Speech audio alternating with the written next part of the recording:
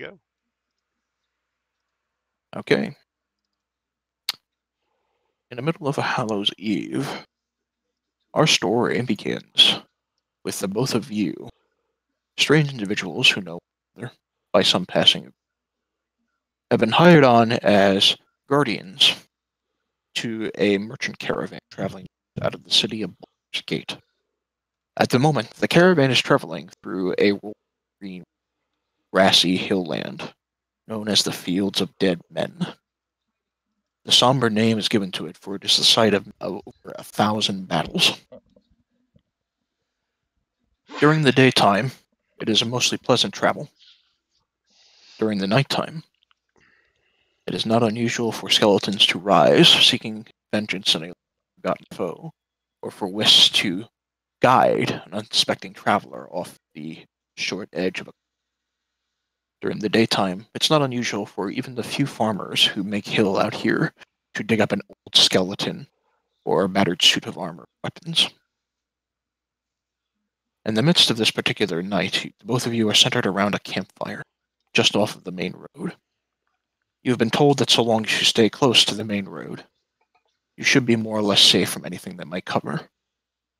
But if anything were to happen, well, that's why you've been hired to guard, have you not? Around the campfire, the both of you, strange bedfellows that you are, have an opportunity to introduce yourself to the other guard members of this particular caravan. Starting with Smock and then with Kent. Go ahead and introduce your characters, giving, at the very least, your name, your race, and your class. Hello there. I am Draxan Enthos, Dragonborn, Paladin. Yes, I can see that. My name is Trefor. I am a drow. Rogue.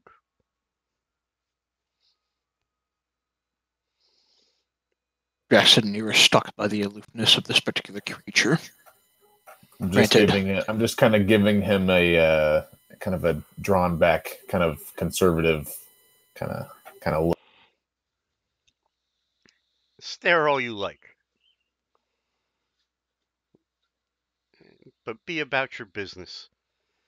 We have work to do here. Stay sharp. Keep an eye open for, undead or anything that might creep out in the night.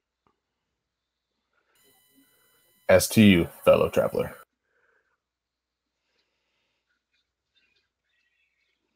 The rest of the caravan has given the most of you a wide berth, not having an unusual trust for those of a chromatic dragon descent, and certainly not for drow. Strange bedfellows that you are, you eat your dinner in relative peace amongst one another. As the night begins to wean on, a fog begins to roll through the grassy plains that cover these hills. You are no strangers to travel. The fog is deep. It begins to block your, and it begins to feel choking. You can barely see the road ahead of you. What do you do?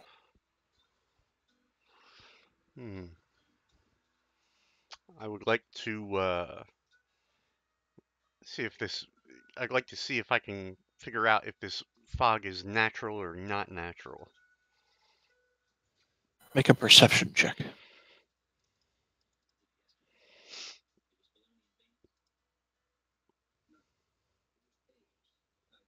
You're not able to gauge much about the fog, but what you can tell is that it has a choking feeling to it.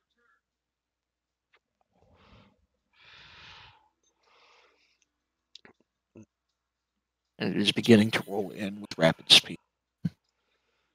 Well, now is this a fog of thickness to where like we can't see a foot in front of us, or is this like a 20 feet or farther? How thick are we? It is getting thicker by the second.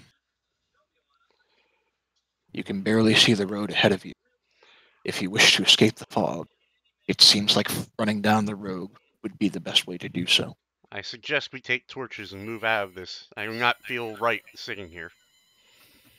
I agree, and I do not like this choking sensation either. You grab your torches and your belongings, and you begin to make your way down, escaping against the fog. It begins to grow thick. You're having trouble seeing in front of you. And though the caravan members have kept a wide berth of you, you're having a hard time seeing them all. You follow the gravel road down into the hillside, escaping against this fog. Eventually, come upon a row of houses in front of you.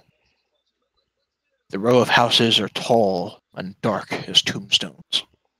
Nestled among these solemn dwellings are a handful of shops, but they're all closed up and barred shut. Even the tavern appears to be shut tight. There is one exception to this, however. At the very end of the gravel road sits a lonely house. At the end appears to be some sort of cul-de-sac almost. This tall brick house has clearly seen better days. The windows are dark. On the ground floor is a gated portico, and the rusty gate is slightly ajar. As you begin to approach the house, you are startled by the sound of whimpering. You look over and you see two children, a boy no older than 2 or 3 years old, clutching a macabre-looking doll. He appears to be sobbing. Over him is a girl, who must be no older than 6 or 7 years old, who appears to be consoling him.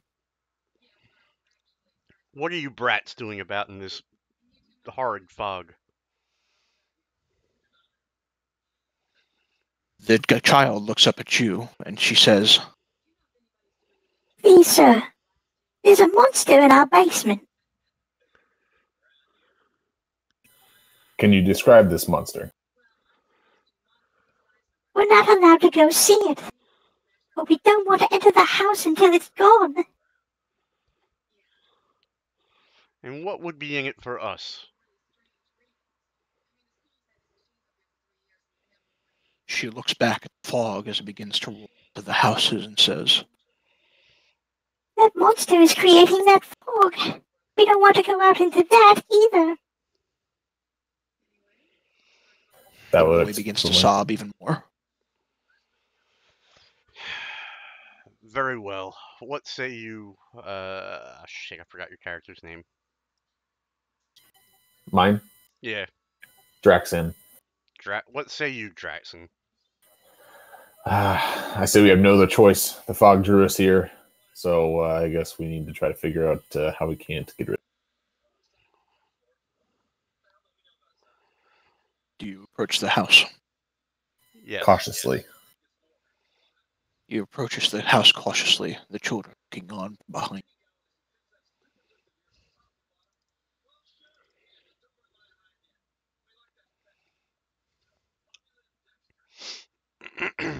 Are these windows here?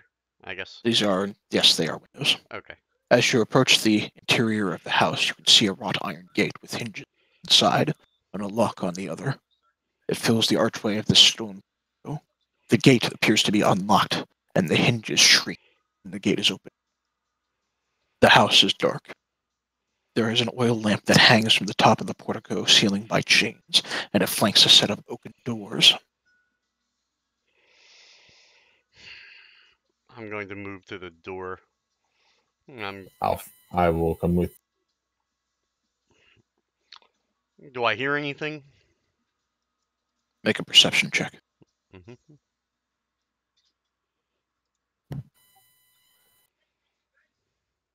You hear only the quiet and chill. Now, these windows are not boarded up, correct? This was the only building in this set of houses that the windows aren't. Correct. Can I peer through the windows and see if I can't see anything through the windows before we walk? Make a perception check. How do I do that? On the left-hand corner of your character sheet, there is a list of skills. Click the one that says perception. Thank you.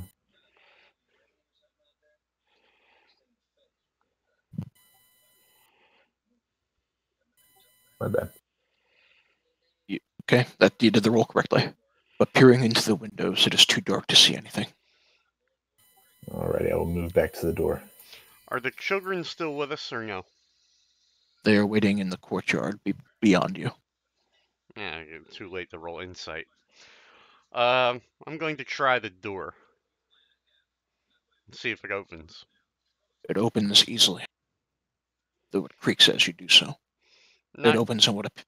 Go ahead. no, I was going to say, not trusting my surroundings, I'm just going to keep aware, see if there are any pitfalls I may happen to run into here. The set of double doors opens into what appears to be a fairly grand foyer. On the southern wall of the foyer, as you enter in, you see a shield emblazoned with a coat of arms. It appears to be a stylized golden on a red field. It is flanked by framed portraits of stony-faced aristocrats. In front of you is another set of double doors with panes of stained glass. Do I recognize this coat of arms? Not at all. Okay. All right. I'm going to be very stealthy and creep up to the next set of doors. If you need me to roll stealth, let me know. No. All right. I am with you. I forget your name. Tray 4. Tray 4. I'm going to attempt to open this door. The door opens with both of these. Is it well lit inside the house here? It is dark, though you see along some portions of the walls some sconces that carry torches with them if you wish to create some light for yourself. Draxon, it is dark. Trefor, with your natural heritage, you're able to see relatively well within this darkened area. Right. And I'm assuming that I can't see much myself. You still have a torch with you, and you're able to see about 20 feet in front of yourself, enough that you can see. Okay. You open the set of pane doors into what appears to be a main hall that runs at least the width of the house. To the west is a black marble fireplace.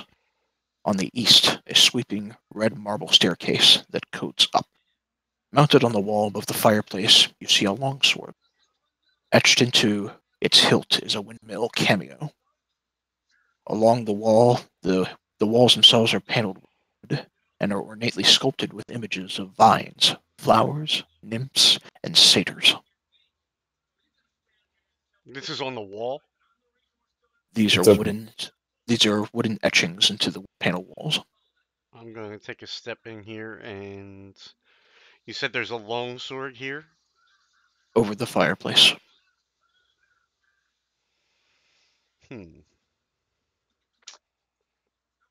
Does it look valuable? Make a perception check.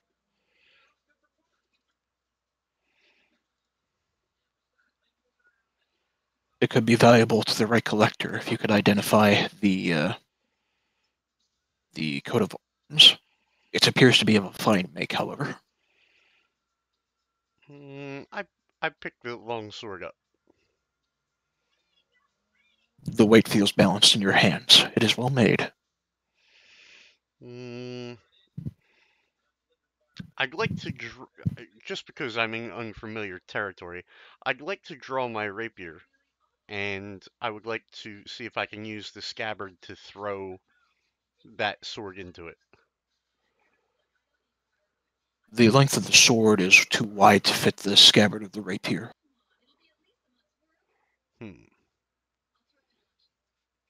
Yeah, I didn't see what kind of stuff I'm holding on to. Hold on.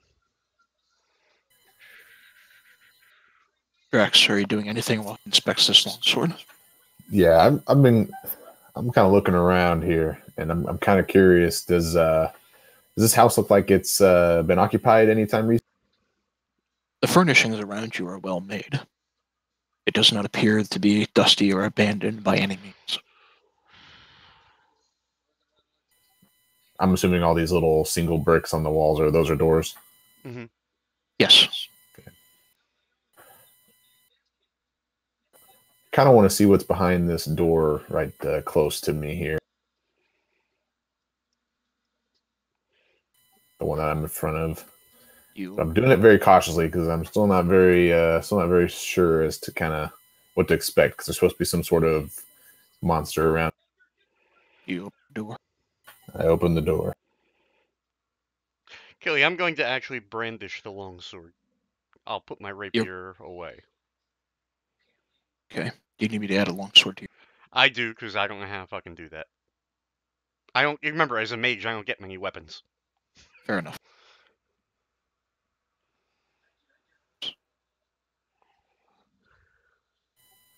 Are those big ass rats? All right, you now have a longsword. Okay.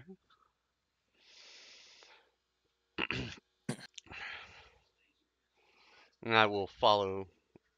I'm gonna murder your name again. Dracan. Draxon. Draxon over. I'm gonna say, what do you see over there, Paladin?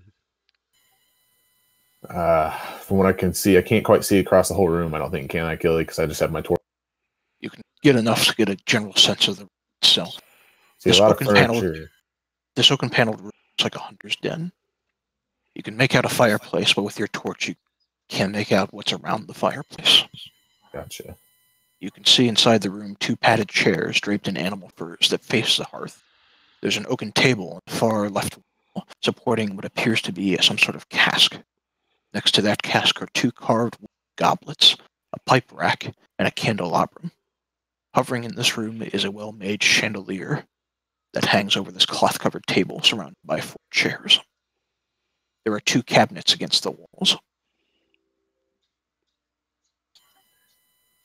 So I assume these are these are trophied animals that are stuffed and not. Trefor, as you move into the room following Draxus, both of you can make out some of the animals that make up these furs. Mounted above the fireplace is a stag's head. The animal furs around the room are all wolves. Hmm.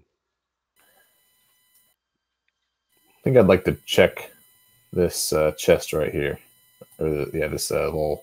You said it was like a cupboard or something like that. The cupboard has a lock on it. Ooh, Let me take a look at that. there you go.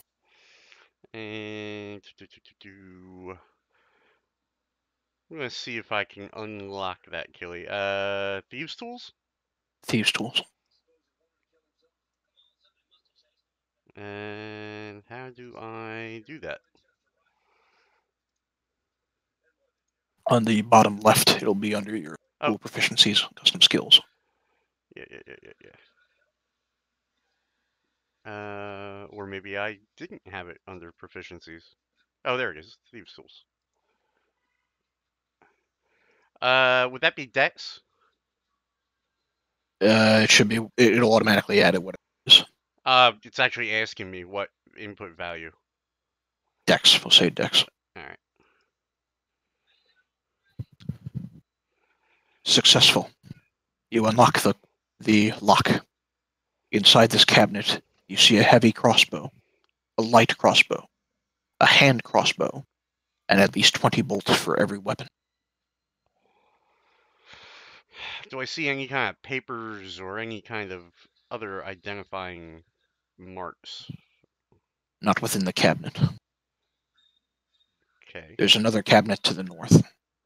Is this one locked as well? This one does not appear to be locked. I would like to open it.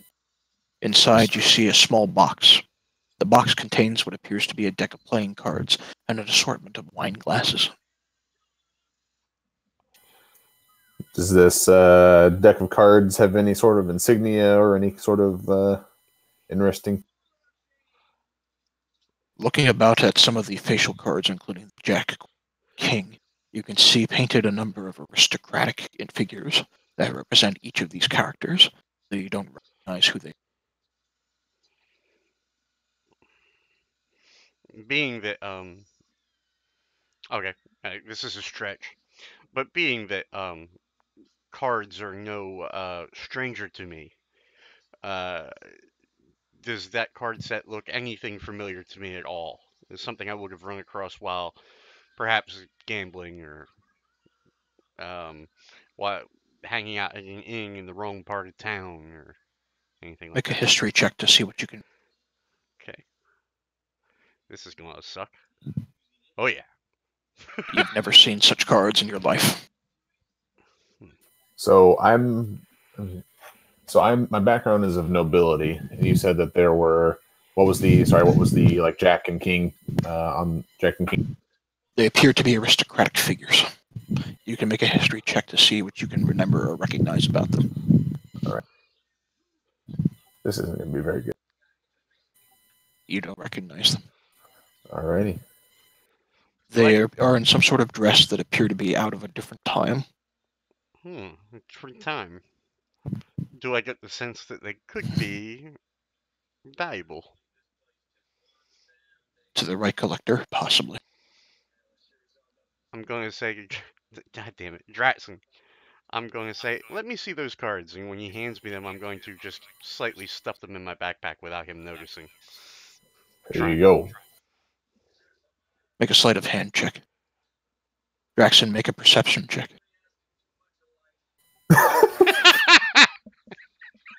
What What cards?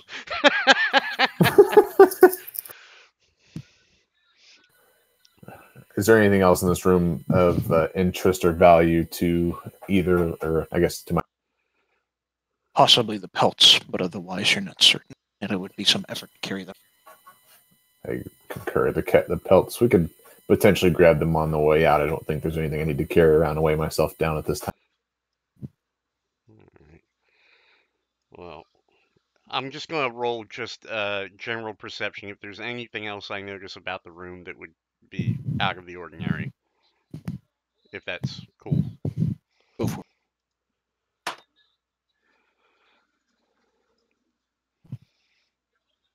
Peering around the room, you get a sense of unease and dread. There is nothing otherwise out of the way that stands out. Dratson, we need to leave here. I Way ahead slowly of you. backing out of the room. And I close the door behind me.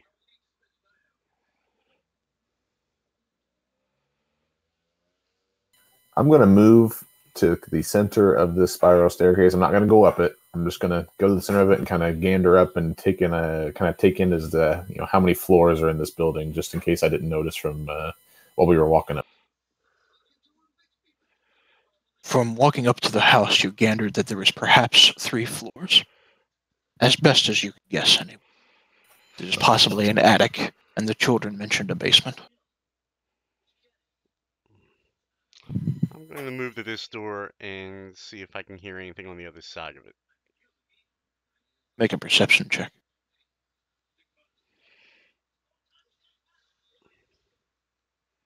You hear the soft tinkling of glasses and silverware. Ooh. Very quietly. And so as to wake up. I'm going to attempt to open the door. See if I can. I mean, if it's tinkling of glasses and silverware, I'm assuming something is on the other side. But I don't want to make it aware of my presence. You cautiously open the door, peering beyond. The second you open the door, the tinkling noises cease. Within the room beyond, you see a well-furnished dining room. The centerpiece of this room is a carved mahogany table, surrounded by 8 high-backed chairs with sculpted armrests and cushioned seats. Hanging over this table is a crystal chandelier, covered in resplendent silverware, crystal there, and has been polished to a dazzling shine. How very odd. Left, you see a marble fireplace. Mounted above it is a mahogany-framed painting of an alpine vale. The wall paneling in this room is carved with elegant images of deers among the trees.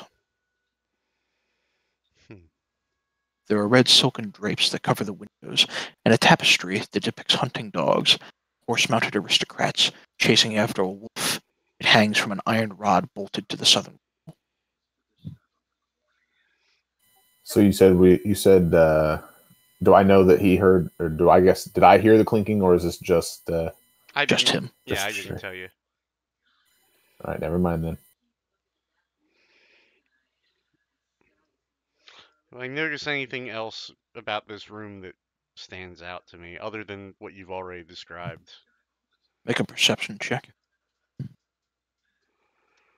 As you look around the room, you peer at the wood carving along the walls, and you can see in the midst of the tree trunks that make up the wood carving, twisted faces and wolves lurking among the carved foliage.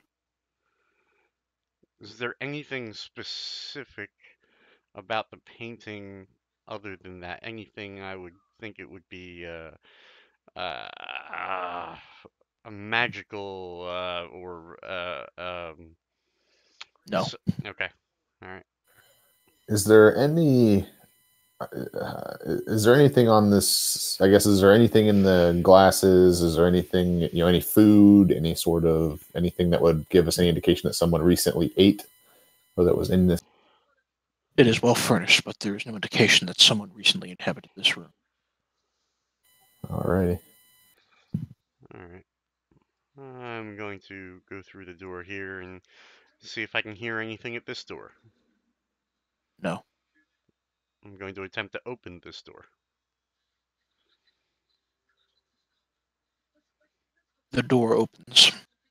Inside, you can see a kitchen that is kept tidy, with dishware, cookware, and utensils very neatly placed among the shelves. In the center of the room is a work table with a cutting board pinned on top of it.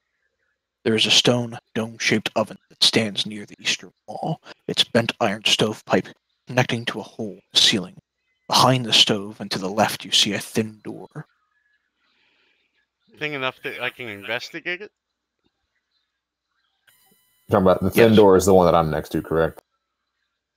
There's a thin door to the north. There's a smaller door to your right that looks like it opens into a much smaller location. Draxon, peering into that, you notice a dumbwaiter. That looks like it connects to a 2-foot wide shaft heading up. Both you and your companion would be too big to try to fit in there, however. A potential laundry chute. If only I'd played a gnome. It's a dumbwaiter connected to a kitchen. I'm going to see if what this door here is, even though it is very thin. You open the door and peer inside. Inside, it appears to be a well-stocked pantry. Food inside looks like it might be fresh. Hmm. What kind of food are we talking is in this pantry? And it said it's fresh. I may be wanting to eat a little bit of it. See miscellaneous fruits, vegetables, and salted meats.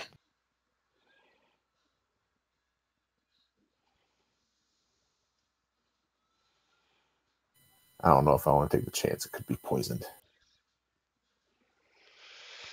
I think we've done. I think we've no, what's the word? I think we've exhausted what we can find here. I'm gonna move back to the center room here and see what this door is here. You open the door into what appears to be a cloak. There are several black cloaks hanging books along the walls. Sitting on a high shelf is a top hat. Hmm. It appears those children weren't from squalor.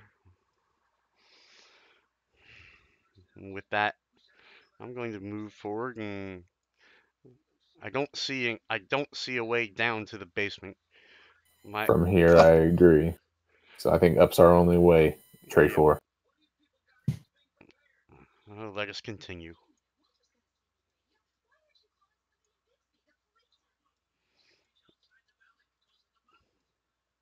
The staircase curves upward to a third floor, but you opt to stop on the second. Okay. There are unlit oil lamps mounted along the walls of an elegant hallway here. Hanging above the mantelpiece to your immediate west is a wooden framed portrait of a family. A man and a woman with 2 smiling children, a boy and a girl who look met outside. Cradled in the father's arms is a swaddled baby, which it appears the mother regards with a note of scorn.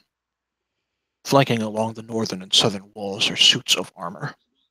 They flank 2 sets of wooden doors to the north and south. Each of them is clutching a spear, and it has a visor helmet shaped like a wolf's head. The doorways are carved with dancing young men and You cut off after dancing young men and women. Or that was at the end. that was the end.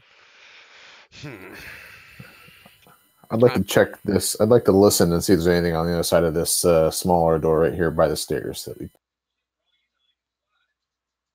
Make a perception check.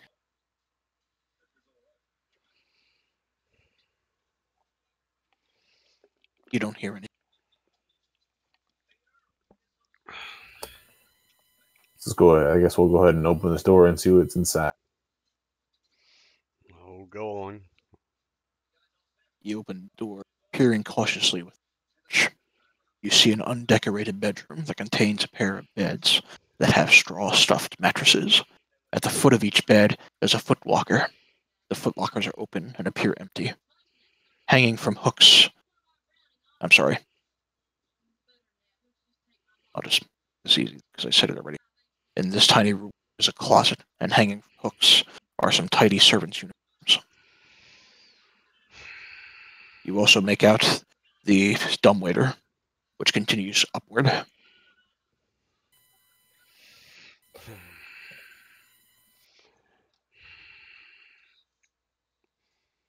You said that the closet, the stuff hanging in the closet, are servant type uniform.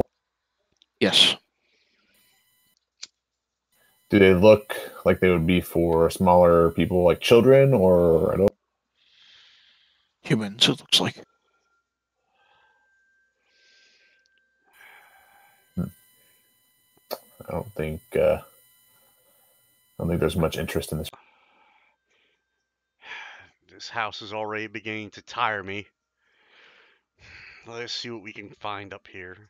I'm gonna walk up to this door and attempt to see if I can hear anything. Nothing stands out at you. I'm going to attempt to open the door. Door cautiously creaks a little as you open it. Inside, you see a grand library. There are red velvet drapes that cover the windows of this room. An exquisite mahogany desk and a matching high-backed chair face the entrance and the fireplace, above it which hangs a framed picture of a windmill perched atop a rocky crag. You recognize the picture as being the same coat of arms on the shield. Situated in the corners of the room, two overstuffed chairs. There are floor-to-ceiling bookshelves that line the southern wall, and a rolling wooden ladder that allows one to easily reach the high shelf. Is there anything on the desk that would give me any idea of whose house this is or anything like that? The desk itself has several items resting on top of it, including an oil lamp, a jar of ink, quill pen, a tinderbox, and a letter kit that contains a red wax candle. There are also 4 blank sheets of parchment and a wooden seal that bears the symbol of a windmill. Inside, you also open the desk drawer, and inside you see an iron key. Do I get the impression that the key would be for anything in this room? Hard to say. Draxon, grab the key. We may need it. I shall. I'm taking the key, putting it away. Is there anything above the fireplace? Painting containing a windmill on top of a rocky crag. Windmill. Thank you. I'm going to peruse the books and see if that there's was- anything interesting. That was my next move as well. Make a perception check. Can I do that as well? Sure. Draxon, you're not quite as perceptive as your drow cousin. Trefor. As you maneuver your way down shelves, you get to the end of the hallway, and a particular book stands out to you. What is the book? The book appears to have a fake design to it. And as you pull the book, you shift it. You're It appears cutting to out there a open. little, Gilly. I heard you pulled the book and then you cut out a little on me. You hear the shifting of wood as a secret door is open. Ah, well, doesn't this look interesting? I'm going to take a step into the room and see what I see in here. Inside, you see bookshelves packed with tomes. Peering quickly around the tomes, they appear to describe fiend summoning rituals and the necromantic rituals of a cult called the Priests of Osibis. There's a heavy wooden chest in the center of this room with clawed iron feet that stands against the southern wall, its lid half closed. Sticking out of the chest is a skeleton in leather armor. Sticking out of the chest or on top of the chest? Out of the chest. So the chest is open and the skeleton's coming out of it. Of sorts. It looks like the skeleton may have tried to reach into it before perishing. There are 3 darts stuck in the armor cage of the skeleton. I'm going to check for traps. Furthermore, clutched in the skeleton's left hand is a letter that bears some sort of seal that you don't recognize. Well, I'm going to check for traps, and depending on how that goes, I may reach for the letter. Make a perception check. Am I aware of what's going on? That the stuff that he's kind of seeing, and I'm seeing the letter. I'm doing everything very deliberately. You could see what I'm doing this close, I would think. Yes. You get the sense that the chest itself may have once been trapped, and has long since triggered and killed its intended target, namely the skeleton before. It appears that the skeleton belonged to a human who triggered the poison trap dart. I'm going to take the letter, and I'm going to hand it to Draxon and see, what do you make of this? The letter is closed with a seal. Is this the same wax or potential seal that we noticed on the desk? No. The seal appears to be that of some sort of castle. All right, so I guess I'll. Is there anything else I can do at this moment? Are we going to open it? I guess I should start with. Is there any writing or any sort of anything but the seal on the outside of this? If you break the seal, you get the letter. All right, I guess we'll just break the seal and see what's inside. The letter reads thusly.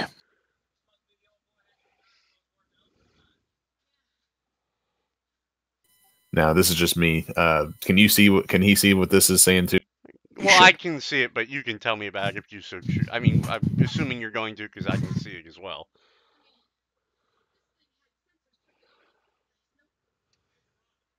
I guess I'll just read it out loud.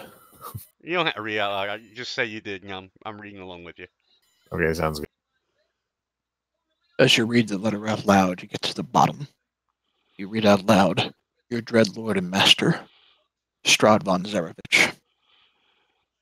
As you finish the name, there's a peal of thunder outside the house.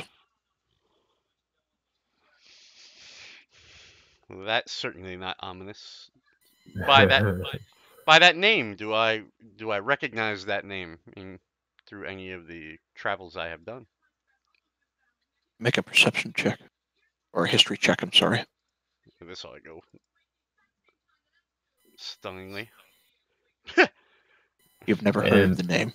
That being said, as you finish the letter, you hear the sound of creaking above you. I don't think it's going to go very well either, but I'm going to do the same just because in case this is somebody that thinks that they're high and mighty or of some sort of nobility, I want to see if I history.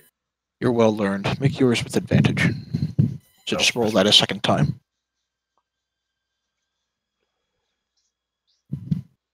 Count to 15. Yeah. The name rings a long-forgotten tone to you. There is an ancient legend about the history of a man who was very cruel and conqueror. He murdered his brother in an attempt to marry his brother's wife.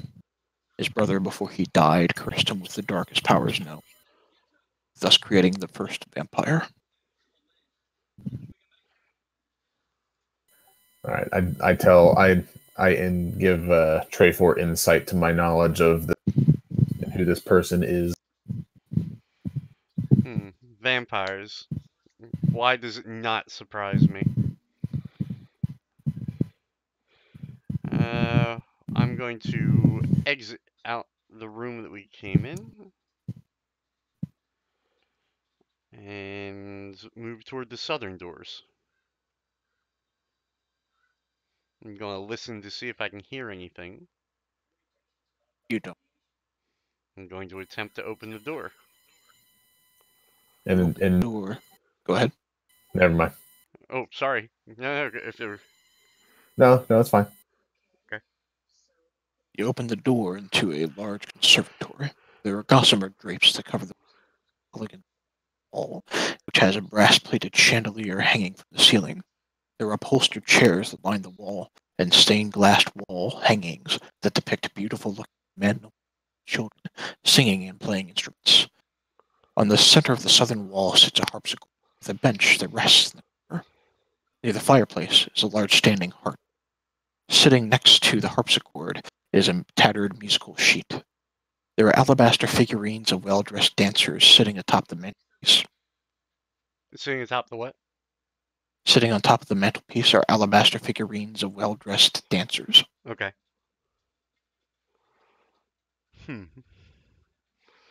Well, I'm going to peruse around this room. I'm going to actually go in, I guess, inspect those figurines. As you pull one of them and look at them closer, you've noticed that the alabaster figurines are actually carvings of well-dressed skeletons. Eerier and eerier.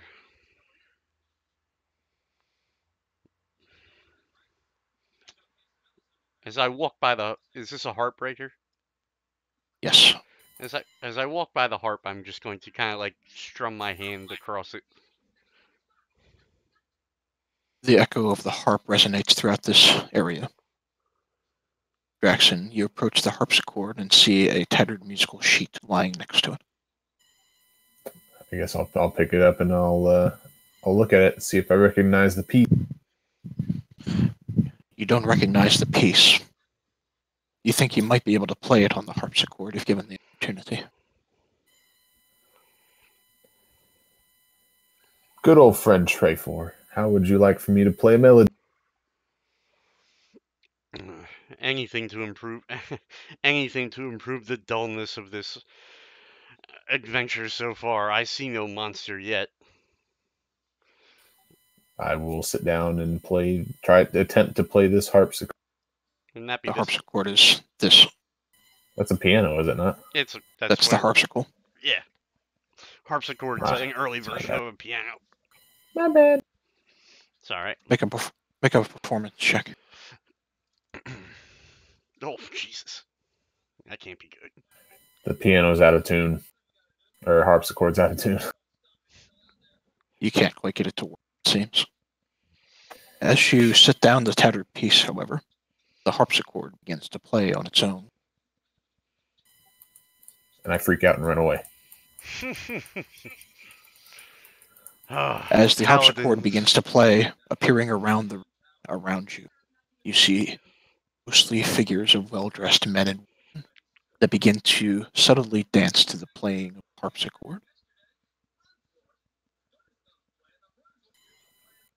There are now a dozen ghostly figures dancing in this room. And now we have ghosts. Do they seem a threat, or are they just minding their own business in their otherly world? Make a perception check. Oh, Jesus. You casually glance about the ghosts who are dancing, and as you look around at them, your eyes are caught by a couple standing against the wall. A man and a woman, ghostly figures that look like the man and the woman in the painting that you saw hanging over the fireplace in the hallway beyond you. And they stare directly at you. You are startled by this for a moment, before every ghost in the room suddenly stops its dancing. The music stops with a start, and they turn to face you, Jackson and Andrews. A few seconds pass, and the ghostly figures all vanish. The harpsichord slams shut.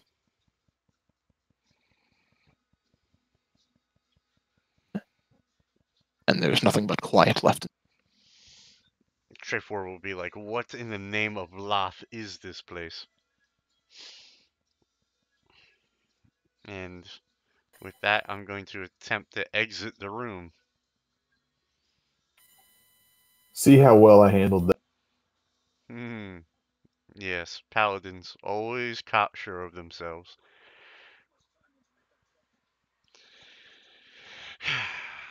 I guess we shall continue upstairs, my friend. Indeed. Go upstairs.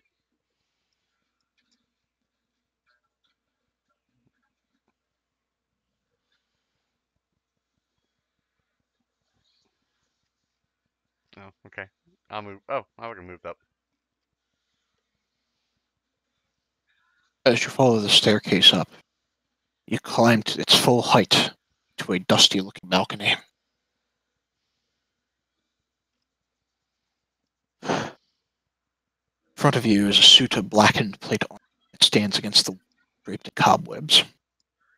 Hmm. Oil lamps are mounted along the oak panel, carved with woodland scenes of trees, falling leaves, and tiny critters. Are the oil lamps lit? No. As you make your way up the stairs and begin to move a Draxon, you are suddenly startled as the suit of armor begins to animate in an attempt to strike out at you. Ooh, I'm going to try to dodge it. that's a roll initiative line if I ever heard it. Oops, didn't mean to do that with the We will count the 20. Excuse me, we'll count the 6 and we'll count the 7. You are slightly startled, but you raise your shield in time to block both of the attacks as this thing animates and moves to attack you. Go ahead and roll initiative. So real fast. Click on your character, right? Like have your character clicked on like you were moving it, and then on your there on your page you'll see your initiative thing, and then just click on initiative, and it should put it automatically into the thing. Where's initiative on my character sheet? It's right On the above your hit tops. points. You just click on the initiative line. The actual word initiative. Oh, I Right. see. There you go. She- Tray for your sword as this thing animates.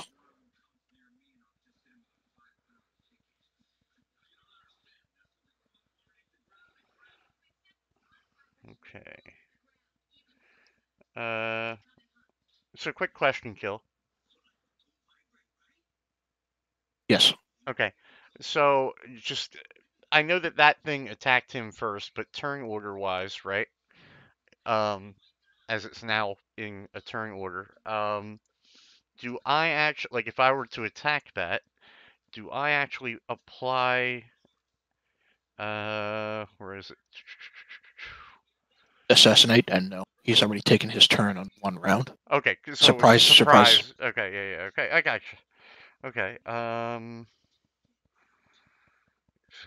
quickly do bonus action. Let me just read this real fast.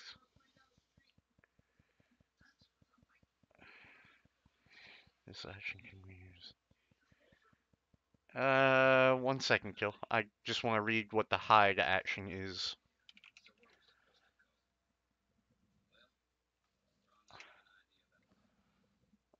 Combat hide. Oh wait, hide. There we go.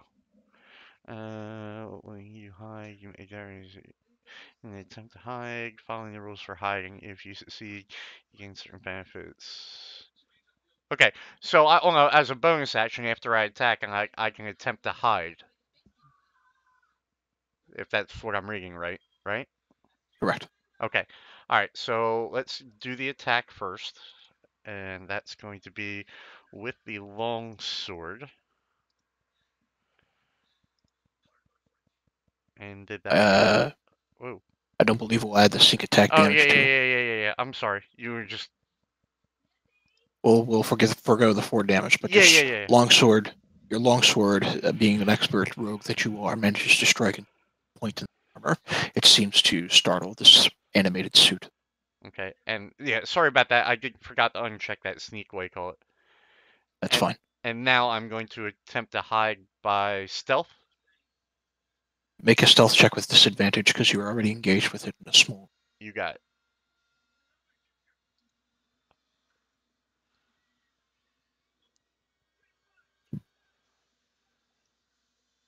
It still sees you.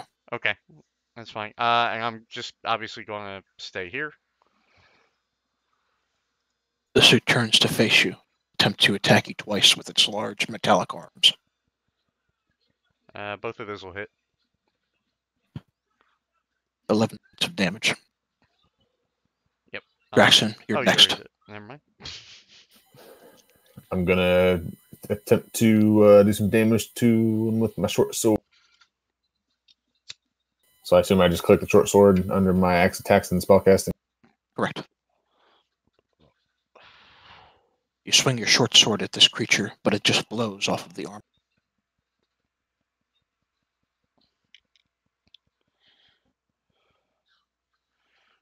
Okay.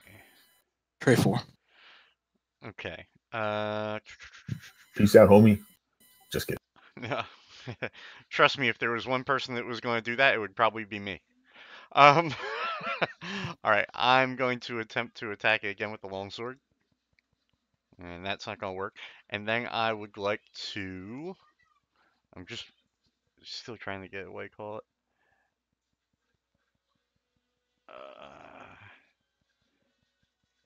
Take a dash, disengage, or hide action. All right. I'm going to attempt to hide again. And I will roll disadvantage again.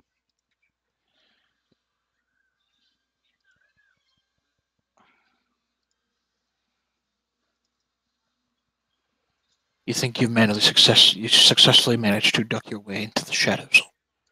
Okay. What? Where'd he go? The suit, having lost track of you, will turn to the large dragon paladin and attempt to slam against him instead. You block both attacks. Draxon, next. I'm gonna use my two-handed spear and try to pierce this guy. Nice hit. Quickly sheathing your shield. I assume you have a shield. Yes. Quickly sheathing your shield, pull out the spear, and begin to poke hard into this creature. You manage to get under the weak point of the armor, and it causes this armor to stutter back a little bit. It looks like it's about ready to collapse. Okay. Pray for it.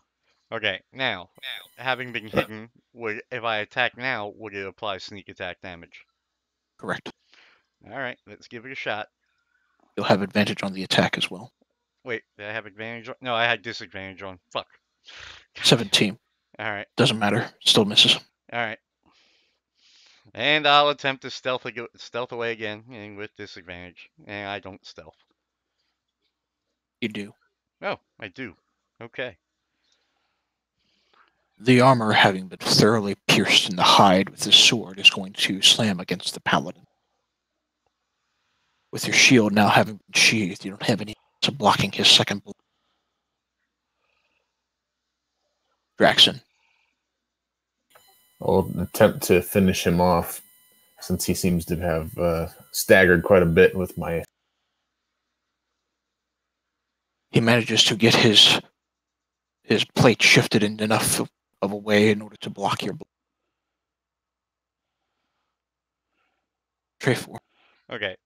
So I'm hidden with advantage, longsword attack again. Yes. Damn, I roll shit. Oh! And You're ducking and dodging. yeah, I know. Come on, you silly rogue. Help me out here. God damn it. I gotta keep switching back and forth. Killy, that would obviously be the 10 and...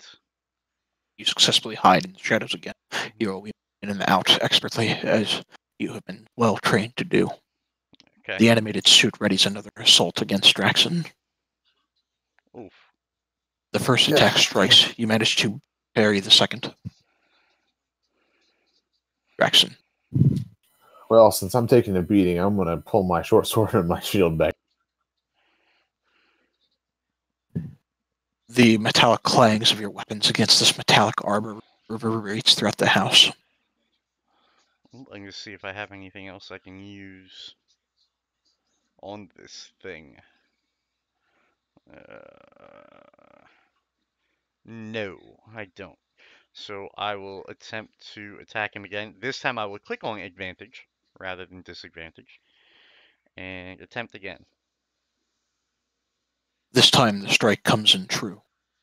You manage to duck your short sword in, and you watch as bits of energy, some of it dark, begins to eke its way out of the headpiece of this creature, and this armor collapses to the floor.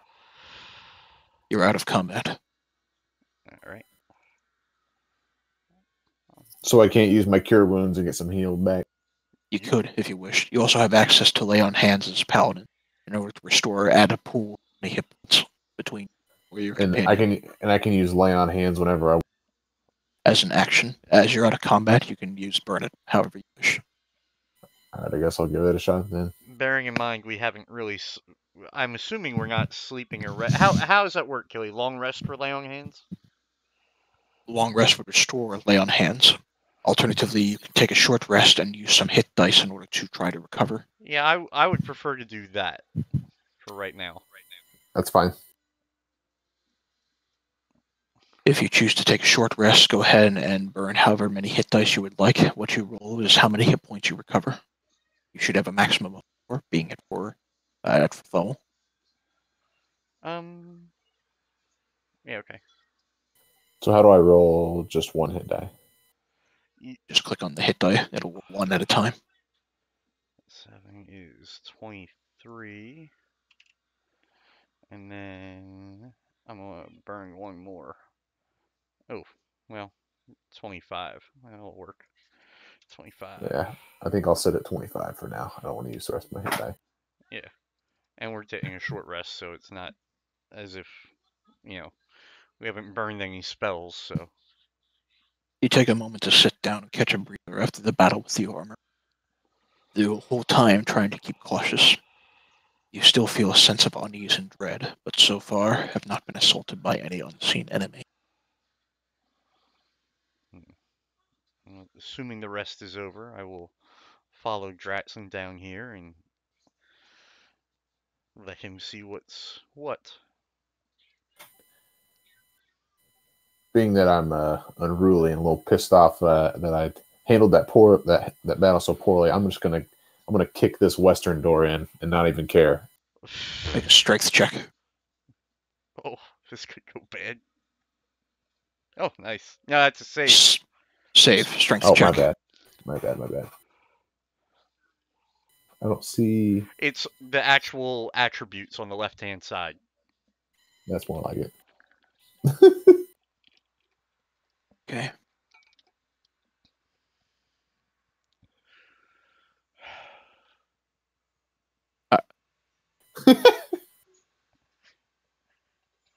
Does the door even budge?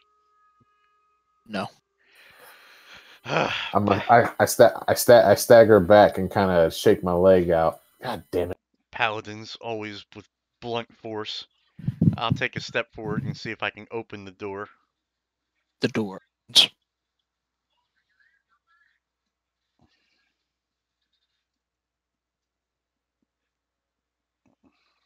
The doorway opens into what appears to be an elegantly appointed bedroom.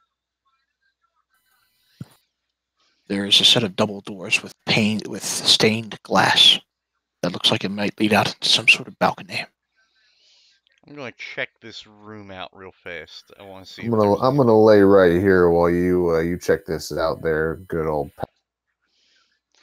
All right. I want to see if I can. Go ahead. The bedroom itself contains a large bed, which your paladin now slumbers, 2 end tables, and a wardrobe that appears empty. Mounted on the wall next to the wardrobe is a full-length mirror with an ornate wooden frame that is carved to look like ivy and berries.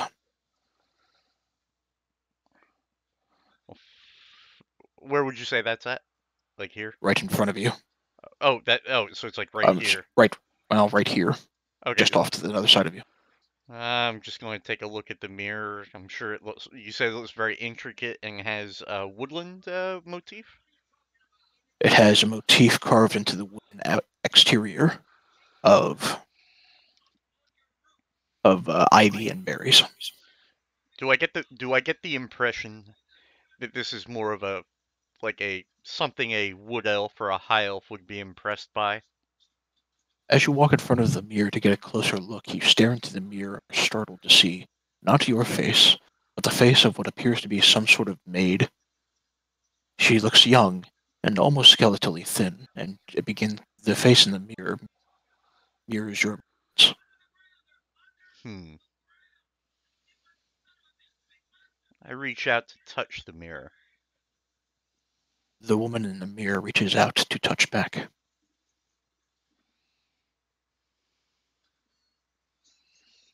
Hmm. Okay. That's about as close as you've gotten to a woman in a while, isn't there, Trey? Hmm. Says the one sworn to his god. Um. uh. Hey, I am no saint. Um. So I've actually touched the mirror, Killian. The thing's mimicking my movements. Yes, Is there anything special about the mirror other than that? I mean, anything? make a perception check. Oh, fuck. Count the 11. Not that you out. Move over and let me see this. Have Kind at of it. magic. Do I see anything different from him now that I'm standing in front of the mirror? You see the picture of this image of a appears to be human, some sort of maid, and it The is same mirroring maid your that he's. movements.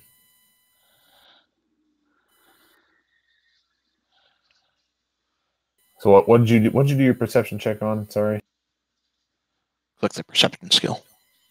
Well, no. Like, why were you Why were you doing it? I guess is what I meant. I just to see if there was anything unusual about the mirror. I mean, obviously we know there's something unusual, but if there's anything else by studying the mirror that we can Does perceive. she? Does it seem to be? I guess my question would be: Is does this apparition in the mirror that's mimicking my every move? Does it seem to do it in a sense that's it's kind of I don't know how to put this. Gosh, dang it, I'm losing it. That's legitimately my reflection, just with some other person's figure over it, or is it kind of just watching me and kind of there's a slight delay in their actions, as in they're deliberately trying to follow what I'm doing. The image in the mirror reflects your movements perfectly and in sync. So Well, no I do a lag couple- then. So I do, I do a couple prude thrusts and walk away out of disinterest.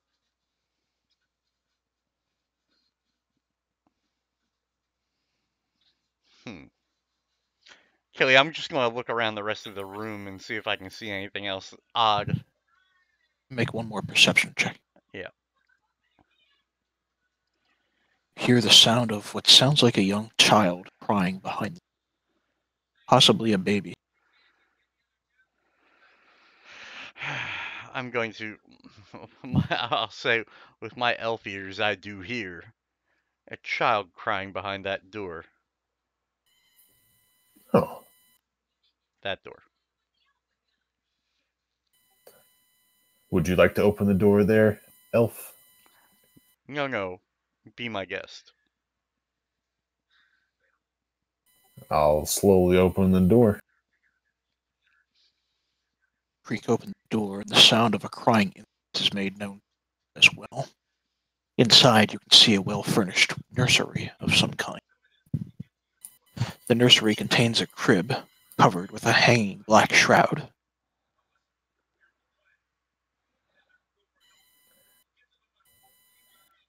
Trayfor, you should come see this, my friend. Oh, what is it now? It's a It's crib. your, It's a it's your crib. It's your bastard child. Mm. I use the pull-out method. I have no children. I slowly approach the crib to see if there's anything inside. Piercing around the shroud, you hear a crying noise coming from a tightly wrapped baby-sized bundle lying in the crib. Can I see? Can I see like a baby's head, or is this whole thing just engulfed in some sort of cloth? It's engulfed in cloth and shaped to look like an infant. I say, oh sure, a haunted mansion and a swaddling babe in black. Go ahead, my friend. Can we just? Do you have? I'm still holding my torch, right? Yes. Can I just burn the whole crib down and walk away? As you move your torch close to the crib, you hear, "No! My baby! Please! Not my baby!" God damn it! The spectral form of a woman apparates in front of you.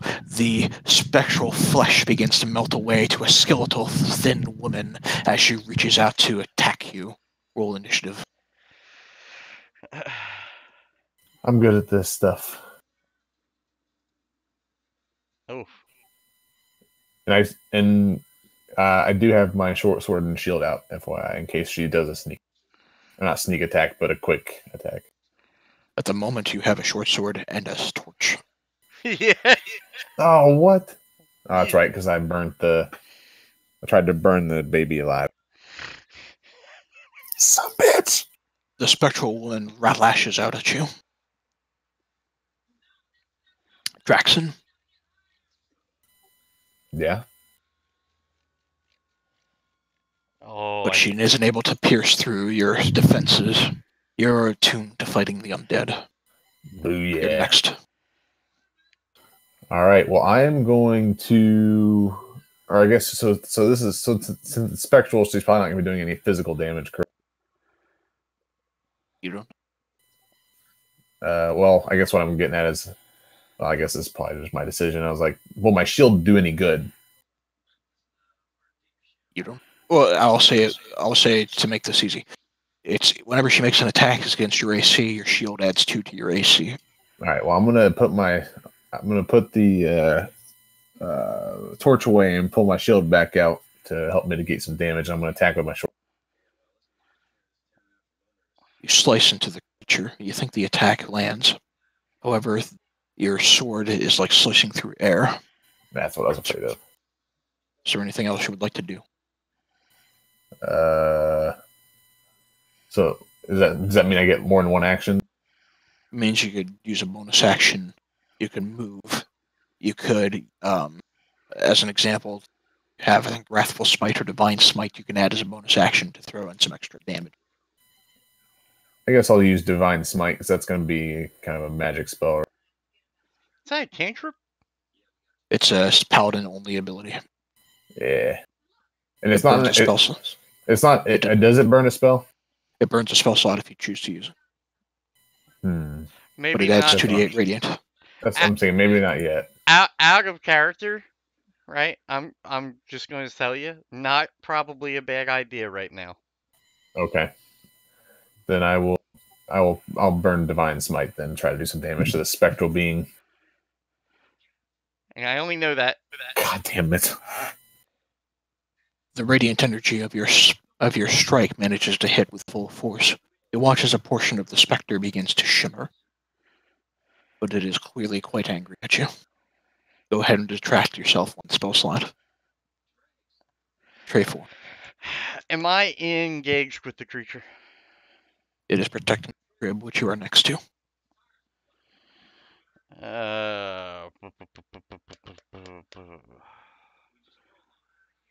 Well, I guess my question is, if I move out 5 feet, is it going to get an attack of opportunity on me? Yes. Then I am actually going to burn a dodge action and step out of the room to here. Done. Okay. And that would Oh, wait a minute. Hold on. Let me just see something. I'm sorry, Kelly. I so hate the fact that I don't know enough about the rogue to, what do you call it? Yeah, it makes me wish we had a bigger party so we could start at 2 so you wouldn't have to do as much. Yeah, I know. And I'll be honest with you, if we do end up playing another White Claw, I'm kind of liking the rogue. Fair enough.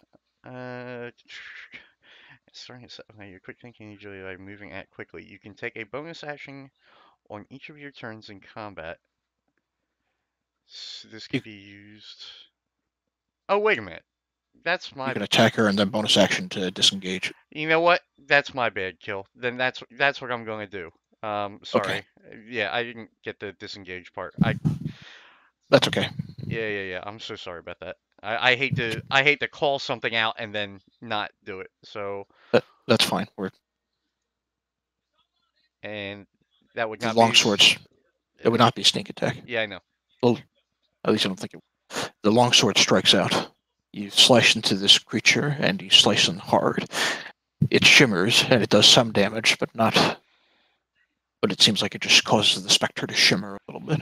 Okay. And then I'm going to disengage 5 feet here. Done. Okay.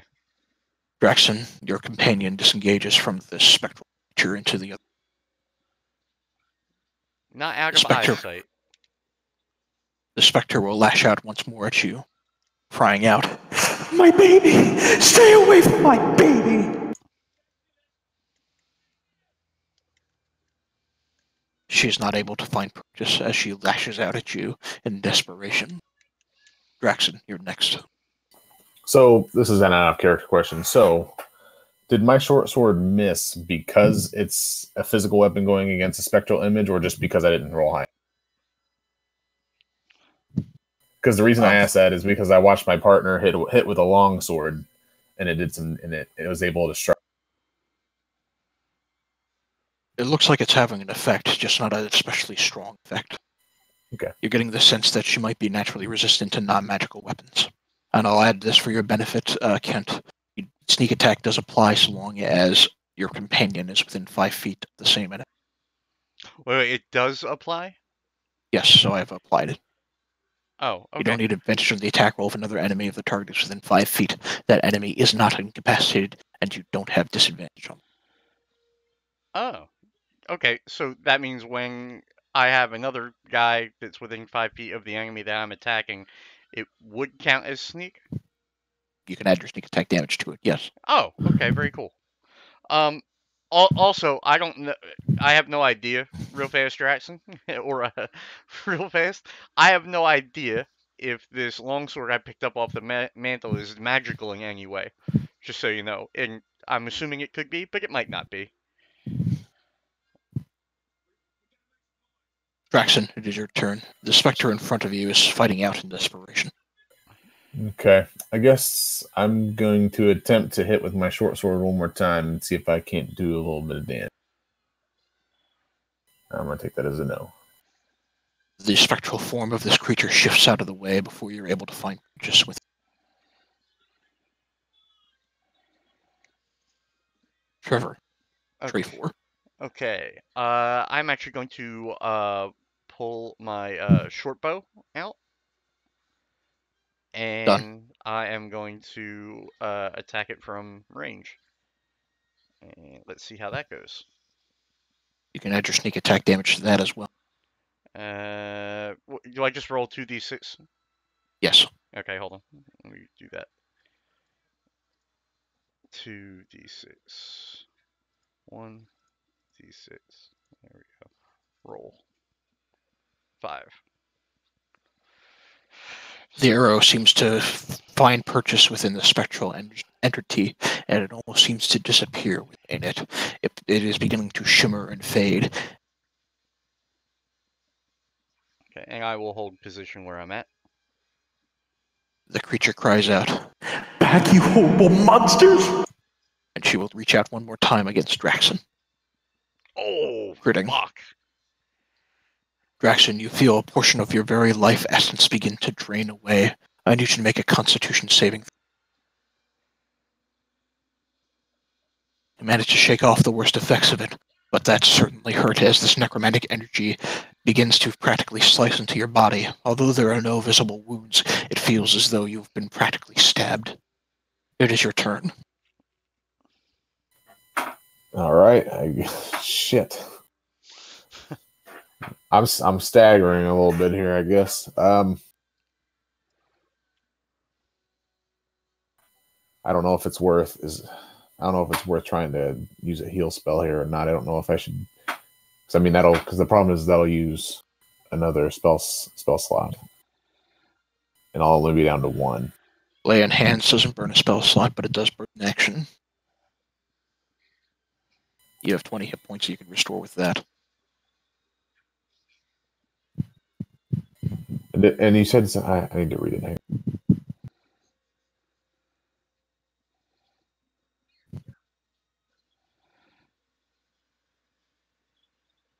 By the way, Killy. Oh, actually, uh, so Val, I ran into one of these once before in a different game. It did not go well for me. Yeah, one of the spectrals. Nice. So I was trying to remember what you said about lay on hands. Would that heal Trey 4 as well? You could choose to split it. Right now, Trey 4 is sitting at almost max HP. Okay, Yeah. that's what I was going to ask. I guess since I took a crit there, I'm going to go ahead and use lay on hands then and get my 20 hit points. Okay. You quickly call upon the light of your god and restore your health. But that burns your action for the turn. Make sure on your resources to turn that down to 0. Trey 4, you're next. I will attempt again to hit it with my short bow. And I will add the sneak attack so I don't have to do that if I hit. Oof. It still lands. Oh, no shit. As the arrow pierces into the spectral energy, she cries out in pain. No! The spectral energy begins to fade. It practically begins to blast out the door beyond you, and it flows right into the mirror that you were in front of. You hear the shattering of glass as the mirror crashes behind you, Dreyfor. Okay. Beyond, it reveals a hidden staircase leading into another floor. Okay, I'm going to walk back in and check on my friend. I'm sorry if it looked like I abandoned you, but It's all right. Your skilled archer, your archery skills damn near saved my life. I'm going to search this room. See if I can find anything. Nothing in there? There's no more crying. Is there still a baby-looking thing wrapped up in the... You see nothing more than a flat piece of black. I'm just going to roll perception for the hell of it, which I fail, so it won't matter. I'm going to do the Nothing. same. Yes. What baby? What baby? So this secret stairwell, this goes up, correct? Yes. Okay. Kelly, before we, I say to him, I say to Dratson, before we continue forward, let us check out the rest of this floor. I concur, my friend. I'm going to. You said this leads out to a balcony here. Yes. I just want to open it. I'm not. I saying... need some fresh air. I need a smoke. You open double doors into the balcony beyond. The mist surround the house, and you can't even see the ground below you. This is not exactly the smoke I was looking for. Okay. Okay. I'm going to move north, and I'm going to check out this door here.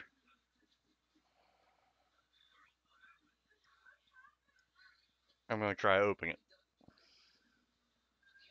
Opening the door beyond, you can see dusty shelves line the wall of this room. A few of them appear to have folded sheets, blankets, and old bars of soap. On the distant end of this room is a broom. As you approach within the pantry, the broom begins to lash out at you. Okay, roll an ish. I assume. roll initiative, however. And It does get. I'm sitting back here out in the hallway, just kind of laughing a little bit. Got the 20. Am I engaged with this broom being out in the hallway? No. 23, so I take what, 5? 23 and 17. Take 10. 10. Alright, so 15. As a broom animates and attacks you. Braxton, you still roll initiative.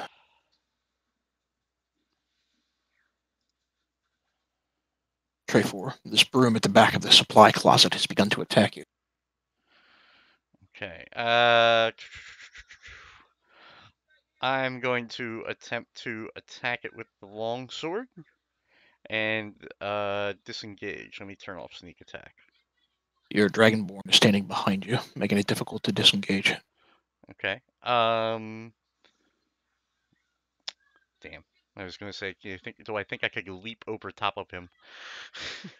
Not in so enclosed a space. All right. Crit hard into this thing. You chop off many of the splinters that make up this thing, and it begins to hobble just a little. Okay. Let me just see. I will. I will attempt to hide, though. Make a stealth check with disadvantage. Oh yeah, I knew that was coming. Not like there's a lot of room to hide. Somehow, within the midst of these shadows, you hide. I know you gotta be like, God damn it. Draxon. Again, God damn it, where did this guy go? So since I can't see him, can I technically move on top of him at this point? You could have followed your eyes to see where he generally. He seems to be hugging the very end of the shadows that make up the shelves of this small chamber. You can kind of shimmy your way in there. Alrighty, and if I remember right, I still have my shield out from when I tried to, or my short sword and shield. So I guess I wouldn't attack with my short sword. Make the attack with disadvantage. My bad. Just roll it again. Oh, or Good enough. You manage to, even within this enclosed space, trying to maneuver around your hiding friend, slice against this, and it begins to cater into splinters. As it covers the cupboard floor, you're out of combat. Boom. why, thank you. I almost got swept away. Oh shit! There you are. What the? You gotta stop doing that to me, man.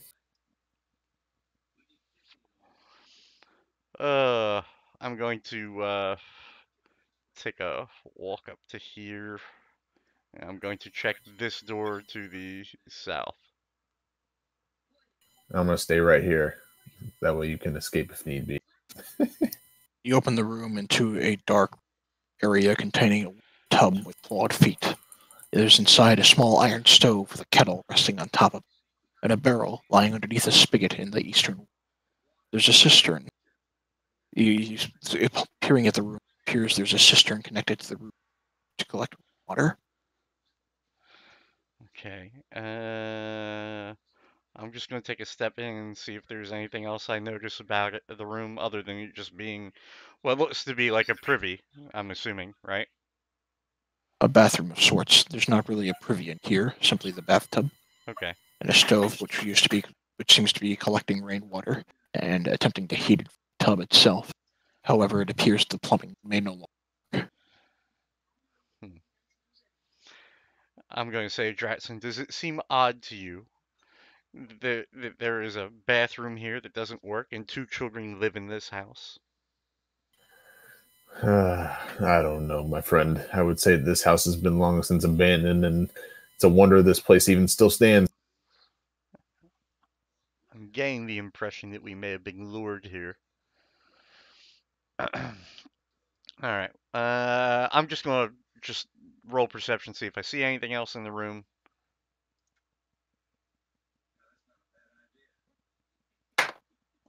Nothing stands out to you. Okay. Alrighty. And with that, I will move to the northern door. and attempt to open it. Master bedroom. You open the set of double doors, again depicting playful use.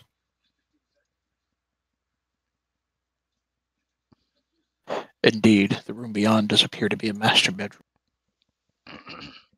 The double doors actually have dusty panes of stained glass set into them. The stained glass resembles windows.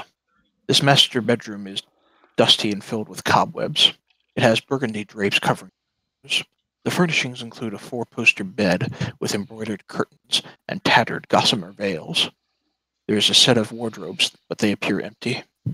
There's a vanity with a wooden framed mirror, a jewelry box, and a padded chair.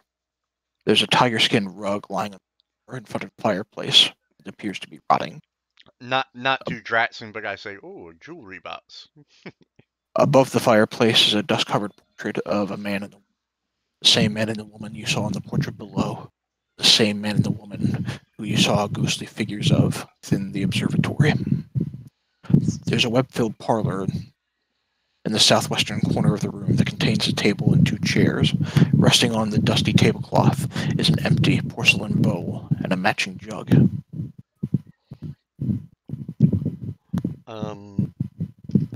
I am going to take a look at the jewelry box. The jewelry box is on the vanity is made out of silver with a golden filigree. You presume it's worth about 75 gold pieces. Inside, you see 3 gold rings worth about 25 gold pieces apiece, and a thin platinum necklace with a topaz pendant, especially worth 750 gold. Okay, hold on. All right, so the box itself, 75 gold, 3 gold rings, 75 gold, right? Mhm. Rings. For a total value of 900 gold. What was the last thing? It was a pendant? The necklace, I've Oh, copy pasted it in chat. Okay, necklace, 750 gold. I I I I say to Dratson, well, there's no reason why we shouldn't leave empty-handed. I agree, good friend. I'm going to throw that into my backpack. Done. And then I'm I would like to. I would like to take a look at the. You said there was a mirror on this vanity. There is a mirror on the vanity itself. Do I notice anything weird about the mirror, like in the other room? You see your reflection in this mirror. Much better looking, if you ask me. The mirror, by the way, is on the.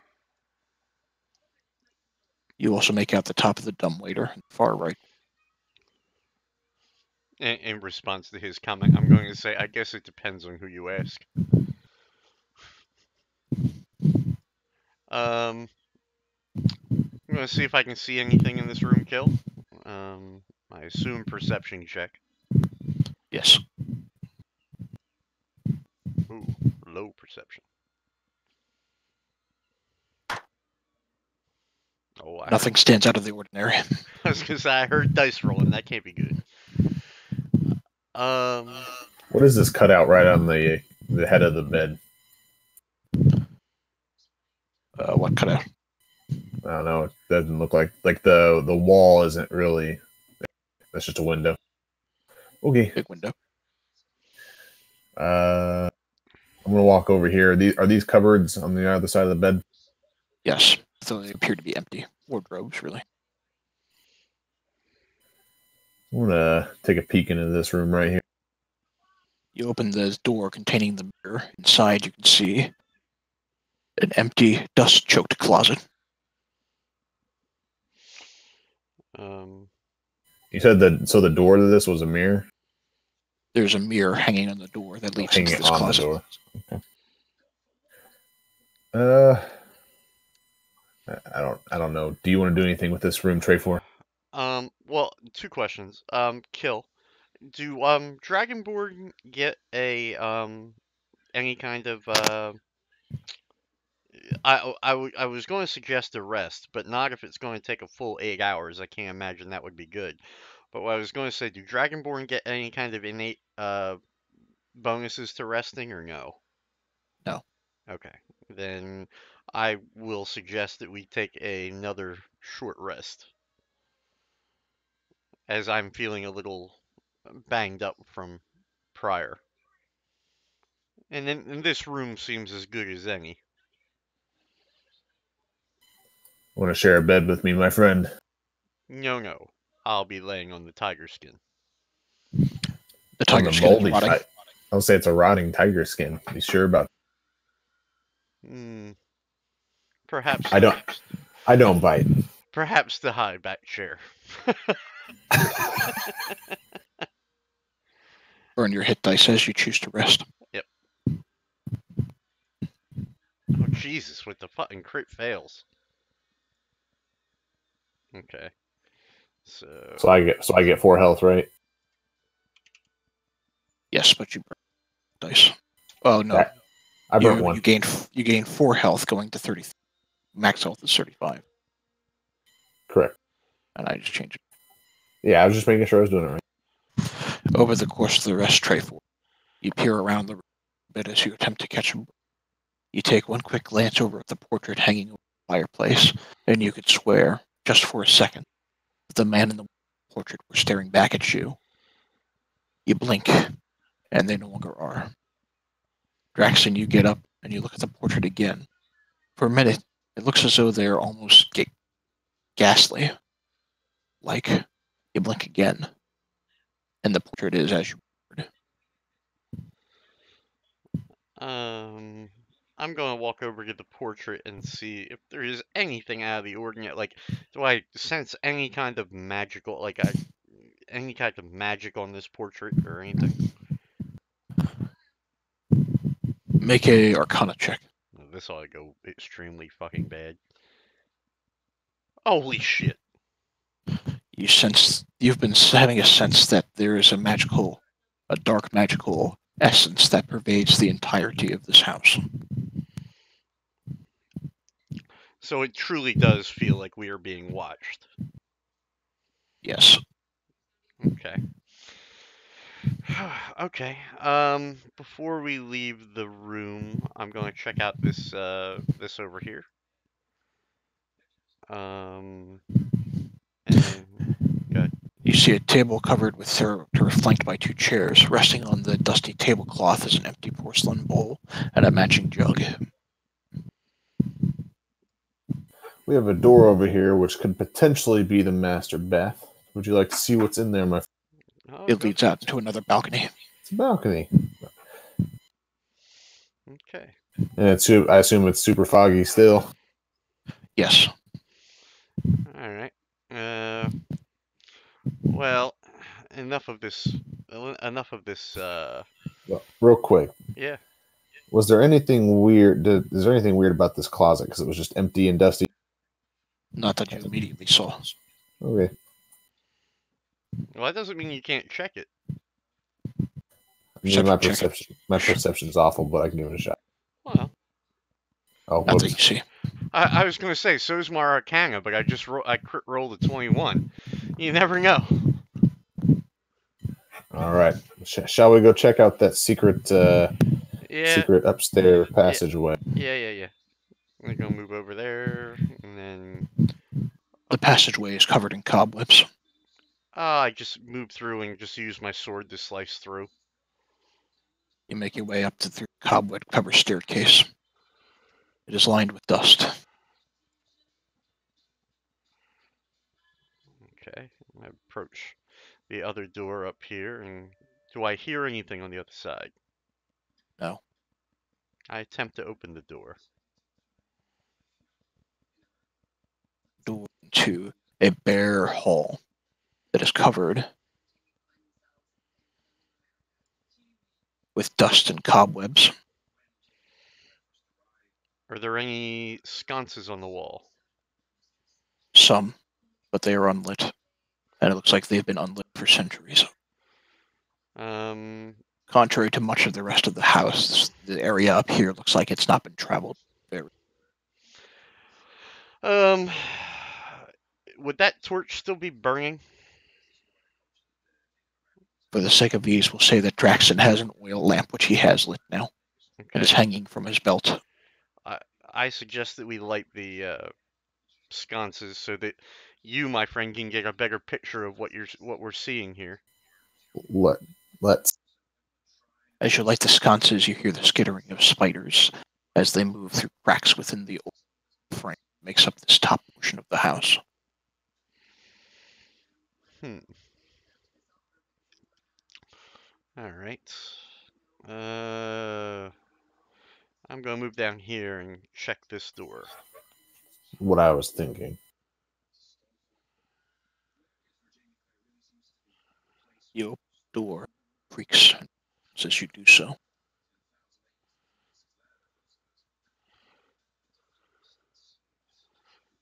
Inside this room, you see a dust that contains a slender bed, a nightstand, a small iron stove, a writing desk with a stool, an empty rocking chair.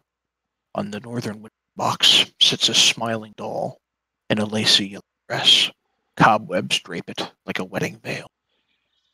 I'm going to look at the desk and see if there's anything on the desk that I can, anything that would make more sense of this whole situation.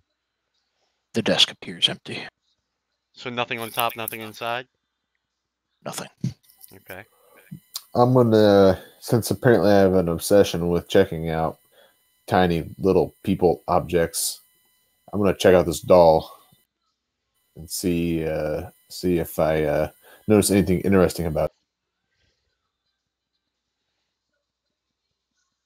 You remove the doll from the cobwebs as they creak and groan. Moving the doll closer to your face, you see this doll with a smile. Peering at it, it looks a little. Looks a little what? Yeah, you cut off, Kill. The smile appears crooked. You're breaking up real bad, Killy. I've not heard anything you said. The smile appears crooked. Yeah, I heard you that time. All right, perfect. Thank you. I think, Killy, you're on push to talk, right? No, I'm on voice activity. I'll just turn the sensitivity down. Or turn it down or turn it up, whichever one. It's like at the very end you trail off. I'm getting quieter and it's cutting me out as I do so. So I just need to turn it so that Correct. it'll pick me up more often. Yeah. So this doll, since it doesn't quite creep me out, and I don't think Trey Force paying attention. I still got it in my hand. I turn around and I holler his name and I throw it at him at the same time, try to catch him off guard and freak him out in a playful manner. Trevor, as he screams your name, you see him throwing a doll at you. You can choose to be hit by it, or you can make a dexterity saving throw to dodge it. Oh, we'll make a dexterity saving throw. Hold on.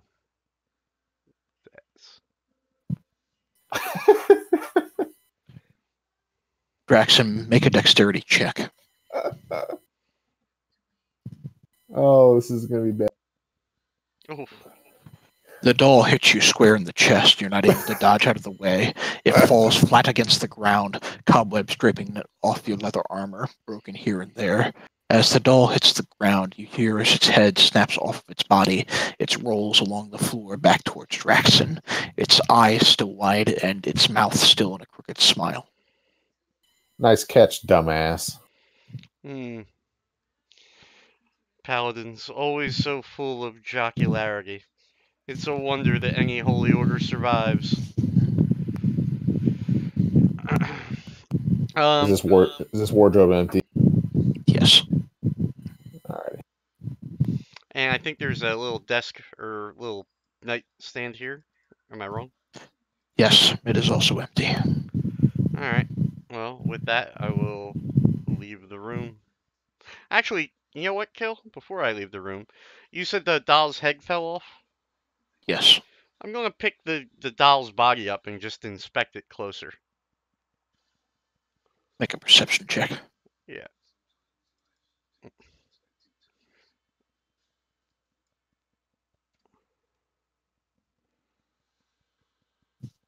The body itself looks like it has been well made. However, as you look at the body, there is a tag on the back of the doll. Mm-hmm. It reads, as soon as I find it. No problem.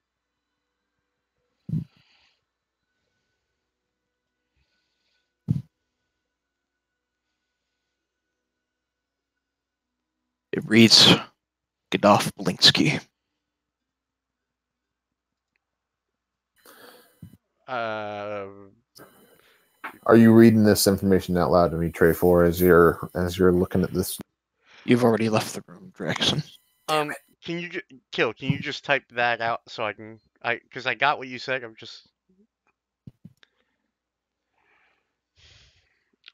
I'm going to walk back outside and say, for all your foolishness, does this name ring a bell to you?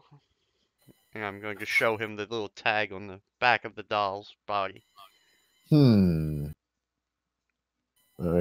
kind of check do I need to make? History. Yeah. Holy shit! How many ones is that this night? You have no idea, That's my third 0. at least. All right, Killy. Just to make it fun, I'm going to assume as a thief of my stature, I've come across many collectible goods. Is that name something I would have heard of before?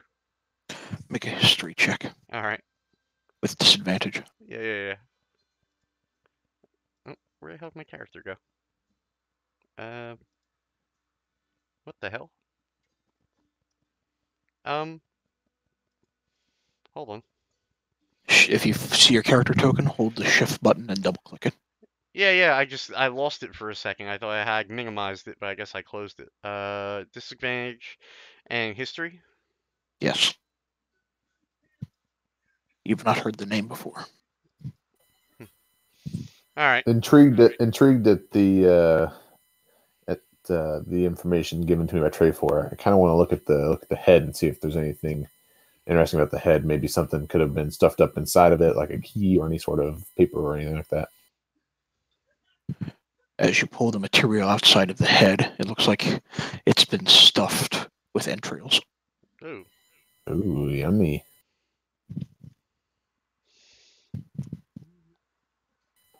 And at this point, I'm going to turn around and toss the body back at Tray 4. Back at yourself? Or back at Dratson.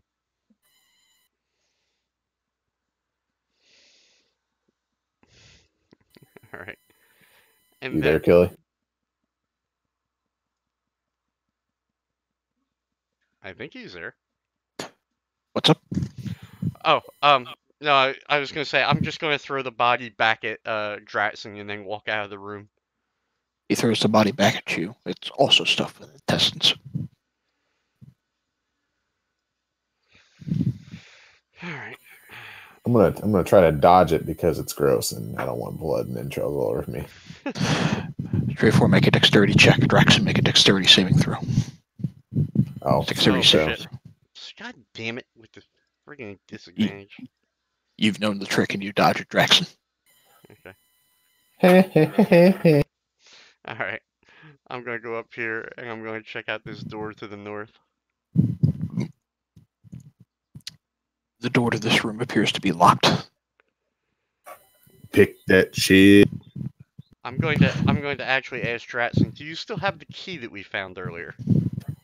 I do. Try it in this lock. I'm gonna try the key in the lock. The key fits perfectly. Alrighty.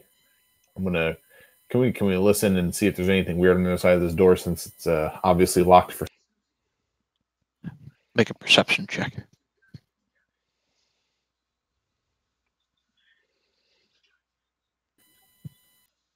Not that you hear. After you, good friend. Alright. I'll open the door. You open the door. Inside, the room itself contains a bricked-up window that is flanked by two dusty wood-framed beds sized for children. Closer to the door is a toy chest with windmills painted on its sides and a dollhouse that appears to be a perfect replica of the dreary edifice in which you stand. Amongst this dollhouse, you can make out directly opposite of the hallway from which you are standing appears to be some sort of staircase. small that curves downward. The furnishings in this room are draped in cobwebs. Lying in the middle of the floor, you see two small, child-sized skeletons that are wearing tattered but familiar clothing. The smaller of the two cradles contains a familiar-looking, macabre stuffed doll. Hmm. You seem to be, as a paladin, you seem to be quite in tune with religion. See, and otherworldly entities. See what you make of this. I will check it out, my friend. Make a perception check. I have the worst perception ever. Now make a nature check. Or survival check, excuse me.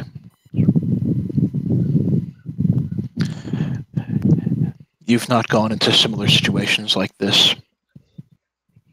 You can't make anything out. All you see are two skeletons within what appears to be perhaps some sort of child's bedroom. So you said that they were holding a what was kind of held by? A macabre-looking doll that now sits in the smaller bed. Is this similar? Wasn't the young boy holding a macabre doll outside? The ones that lured us in here. It looks like the same doll. Aha! Something fishy's going on here, Trade for. I think I'm starting to believe you on. We got tricked and dragged in here for some reason. Hey, Kill, just adjust your mic a little bit. You're catching a lot of wind from your fan. Don't turn it off. Just Okay. Like literally, that's all it was coming through. Okay. You said there's a doll in the child's hand. I said Yes, grab There's no it. doll in the doll. There's nothing in the child's hands. The doll is sitting in the smaller bed. And it's the same doll that the boy was holding outside of this place. It looks to be the same. This bag here, or they're the same size, I guess. So that one. We'll say the right bed. All right.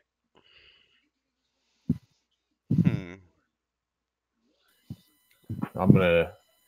Is there anything? Can I inspect these skeletons and get anything? Not with your earlier survival check. That's right. I guess I already did that. I'm going to take a step into the room. Do I notice anything odd? Make a perception check followed by a survival check. Perception followed by survival.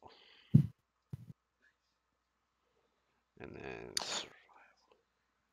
Make a survival? Okay.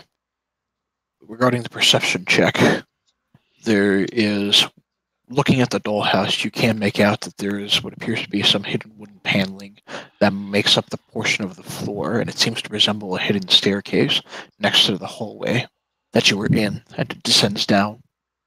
So dollhouse is basically the house we're in, more or less. It looks like it. Okay. As you examine the bodies to try to examine a cause of death and peering around, you are a well enough tracker in order to understand essentially what has happened. It appears that both of the children have been locked up in here, who knows how long, and have likely starved to death. I'm going to go back down. I'm going to exit this room, go back down south, just because I don't like the symmetry of the one doll in the one bed. And I'm going to go grab that doll and the doll's head and grab it and bring it back up here. And I will lay the other doll to rest on the other bed. Done so. And you said there's a toy chest here? Yes. I'm going to attempt to check out the toy chest. As you approach the chest and begin to examine it closely, you hear a voice behind you echo. No, that's mine. You look behind you. Mhm. What's that? No. Go ahead. You look behind you in order to see the spectral aberrations of the two children you saw outside standing within the room before you. Joy. The boy reaches out past you and makes his way to the toy chest covering it, and he looks up at you.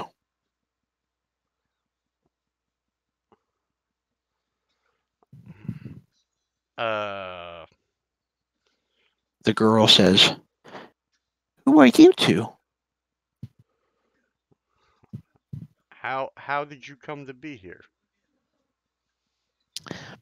Mother and father kept us up here. Hmm. We found a toy in the other room that I've. She says, it was my old doll. It was kept away from me when we were left in here. Well, it's there on your bed now. She thanks you. Who?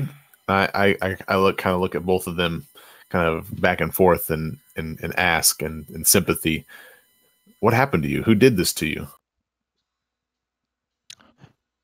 She says, Mommy and Daddy had kept us up here to keep us away from the monster in the basement. We don't know what happened to them.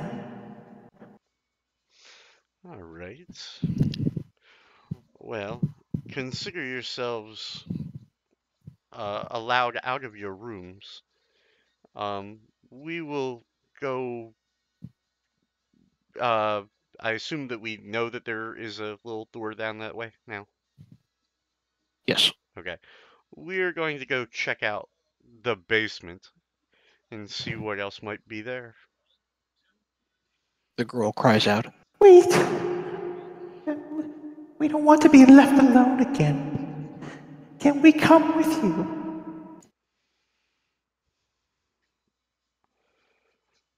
Follow as you like.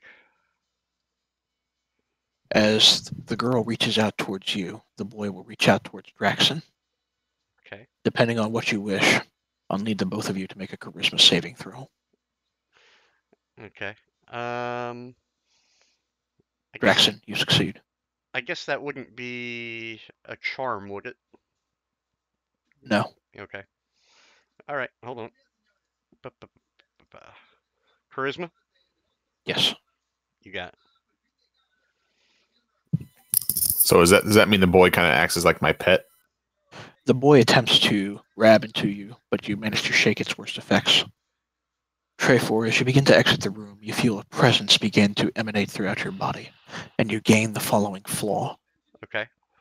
I like being in charge and get angry when other people tell me what to do.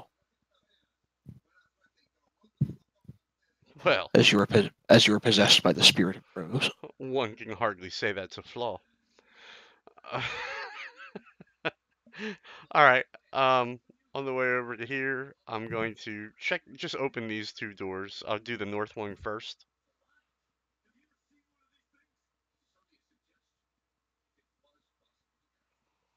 You open the door, and inside you can see a web-filled room that contains a slender bed, a nightstand, a rocking chair, an empty wardrobe, and a small iron stove.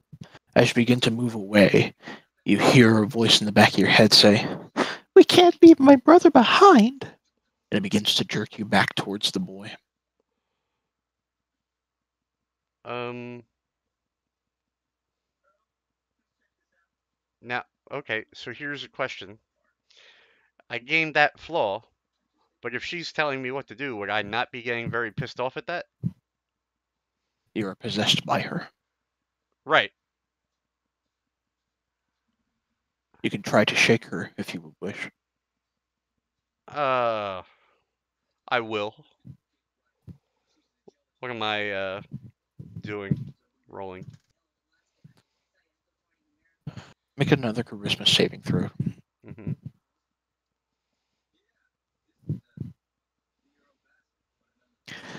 You begin to resist against the pulling effect of this girl, and you feel the presence leave you. And she shifts back out. She appears to be pulled back into the bedroom, and you hear her cry out, No, I don't want to be left alone again, please. Close that door. I close it and I'm going to relock it. She cries out, Not again. No, please. And her crying is cut off by the sound of a heavy wooden door closing behind you. The lock now back in place. Just so you know, yeah, totally my next move was going to be burying both of those beds, but that's just me. All right. I'm gonna walk back up here, and I'm going to attempt to look in the south door here. Opening the door to the south, you can see beyond a dusty chamber packed with what appears to be old furniture, including chairs, coat racks, standing mirrors, dress mannequins, and the like, all of them draped in dusty white sheets. Near an iron stove underneath one of the sheets, you find a wooden trunk that contains the skeletal remains of a woman. It is wrapped in a tattered bedsheet and is stained with dry blood. This would be a window here, I assume. Yes. Okay. Um, do I do? There's nothing that really makes me think that I want to go in this room, but Is there anything unnatural or unusual about the objects that would be covered up by these? Aside from the skeletal remains of what appears to be some sort of woman, not really. and that was in a trunk, which I It assume was in a trunk. Yes. there. Is there anything else in the trunk? Not that you can see. If I walk in, okay, no, all right, so no, okay. With that, I'm going to exit back out. So Trey Ford, do we think that this spiral stair, this kind of tucked away spiral staircase, leads all the way down to the? Well, there's only one way to find out, and I don't plan on hanging out here with those accursed children. Let us go. All right, so let us proceed down the staircase. Okay. One moment. Out of character. The reason I asked that was because I actually thought there was one more level to the main spiral staircase, and I didn't realize that it actually didn't go back up. That we're at the top. I think there is one more level, but I could be wrong. No, I think the level that we came from was the top level, and we're kind of up in the attic. We were up in the attic. Yeah. The tiny spiral staircase descends down, down, down, past through the area of the house, eventually descending down here. You can see narrow tunnels stretching south and north, and they also branch east and west. Um. Do we have? Is there any light down here? Like any torches on the walls? Any lanterns? Any? No. And I don't think I'm holding. I think I'm currently just holding my shield and sword at this point. Correct. You have the oil lamp tied to your belt, revealing at That's least right. 20 feet of dim light. That's right. I'm going to just move up one step here, Kill, and just see what I can see. I'm going to remark to Dratson. Um, you know, I can't be sure, but that body we discovered may have been the child's mother. I was beginning to suspect that that spectral image over the crib might have been the unsettled apparition of the mother as well. With that said, I'm going to move one step to my north and see if I can see anything down the hallway here. The hallway descends down into what appears to be a smaller chamber. Down the stairs, you can see a wooden table and 4 chairs. I'm going to step down there. Stealthily though.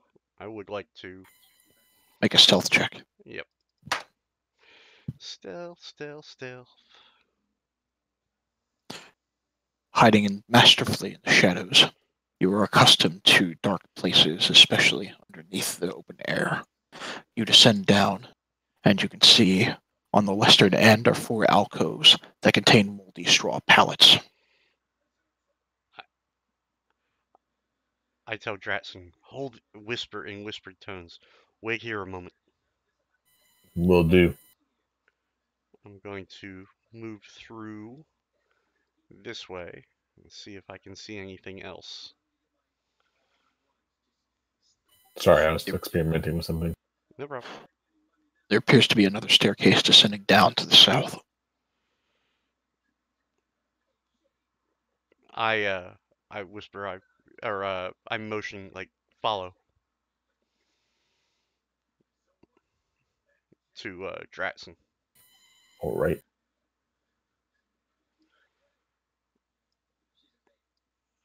I'm going to go over here. And I'm kind of tiptoeing as well. I'm not trying to like stomp around. In plate armor, You're it's not- hard to do. Yeah, not especially stealthy in heavy armor. The staircase descends down into another chamber. I will move forward again stealthily. I'll be like, wait here a moment. And I will go over here.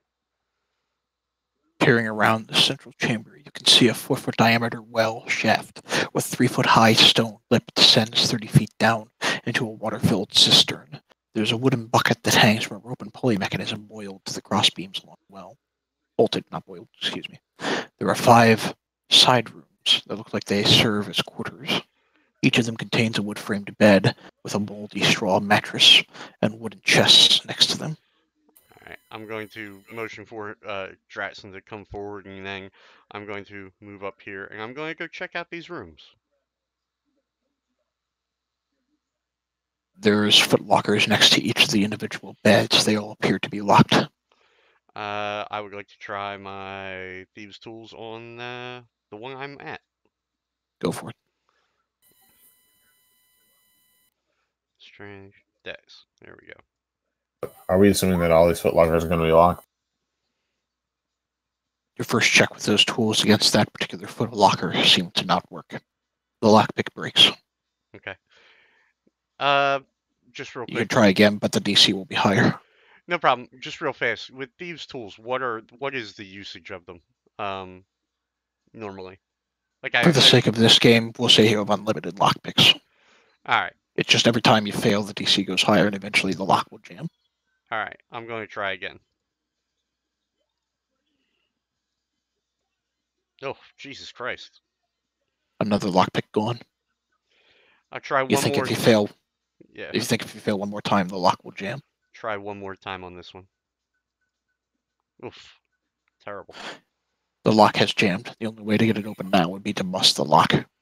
Alright. Well, with that said, I'll be like, Move aside. oh. As the paladin pushes me aside. I'm going to swing at it with my short sword that I have pulled out, trying to bust. Make an attack roll. You attack not the lock itself, but the chest, and you cut into it.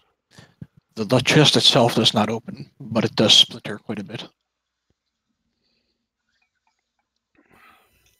The echoes of your attack reverberating throughout these cavernous walls. I'm going to move over to here, and if I was going to say, go ahead, keep on. I want to keep smacking it till something happens. The second swing seems to cut hard into the chest. You watch as personal effects begin to fly out, most of them moldy and tattered. In the midst of all of this, as you peer away at the splinters of wood, you can see a pouch inside made out of human skin. I'm gonna pick this up and look at it, even though I think it might be some testicles. Inside this pouch, you find 11 gold and 60 silver. Oh, I will. Since my friend Trey4 has got moved in another room, I'm gonna just kind of quietly put this in my pocket. Done. Feel free to add it to your gold at the bottom of your character sheet. I'm going to move to this lock and try to pick this one. Done. Or go ahead and make a lockpick check. Where's the gold? Where do I add that at? At the very, very bottom of the core of your character sheet. They're all at it. I was gonna say I don't see it.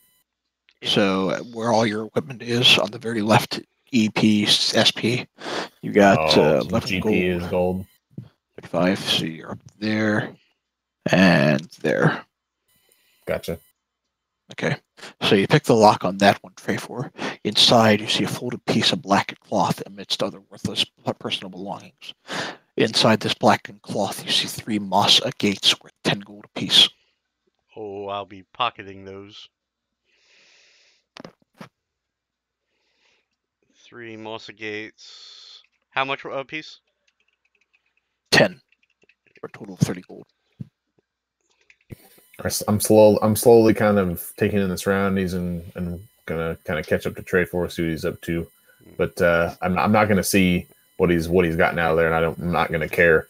But I'm gonna ask him, what do you think all these beds with foot lockers are all about down here in this secret basement? My only natural conclusion would be a cult of some kind. Then where's the cult? Well, perhaps we'll find out. Dang. All right, let's check out the rest of these beds and. Alright, I'm gonna check this one and see if I can open this one. Let's see here. I'm gonna beat this one until it opens.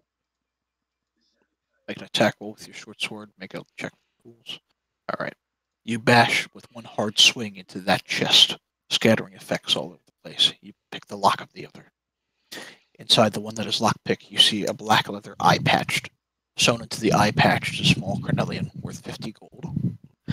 In the chest that you bashed open, there is flying out of it an ivory hairbrush with silver bristles that is worth about 25 gold. I'll grab it, throw it in my knapsack. I'm going to move to this other room and I am going to attempt to pick this lock. And let's see how it goes. Strange. That's. You successfully pick the lock of this one. Opening this chest, something catches your eye amidst a piece of blackened cloth. A short sword that looks to be made out of silver. I hand the short sword to Dratson, and I say, "Here, maybe you could put this to good use." Well, thank you. I'm checking it out. You think if you sold the short sword, it would be worth about 110 gold. Otherwise, you could use it as a normal short sword. It might. I think I'll use it for now. You replace your current short sword with the silver one.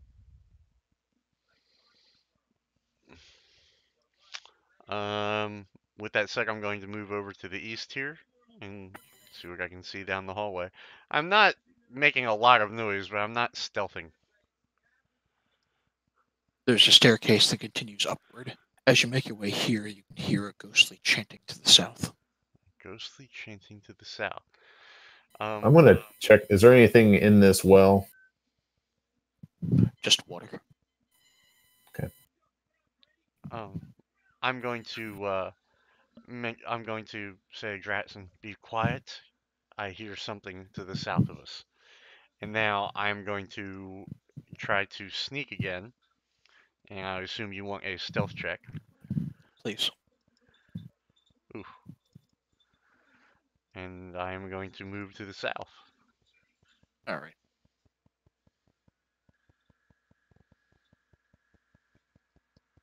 I assume we don't want to go back and take some other hallways and. No. Let us check out the noises down here. The passageway to the south the chanting begins to get discernible louder. Pray for as you move forward.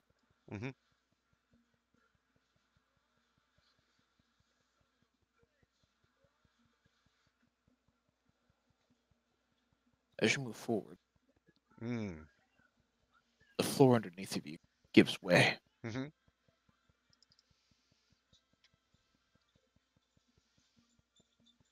You fall through a hidden cover.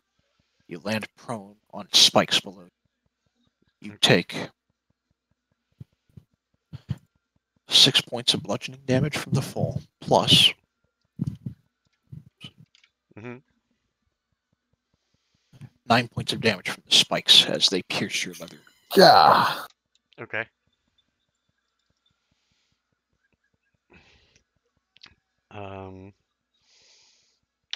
I get up and how deep was the hole? 10 feet. Braxton, you watch as your companion falls into a spiky pit. Yep, I'm going to come over and try to help him. Okay. You're going to attempt to climb out towards Draxon's side. Just make an acrobatics check with advantage.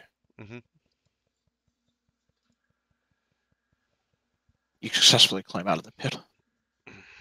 Draxon dragging you back up. Okay.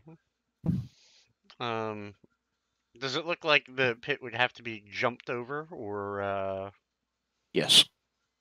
mm, You We think an could we especially can we dexterous can try to go around it. you think an especially dexterous person such as yourself could probably jump it. You're not sure about your companion. no? I'll think that Draxon's idea is a good idea. I'll follow you. I'm gonna peer around this corner and see what we can.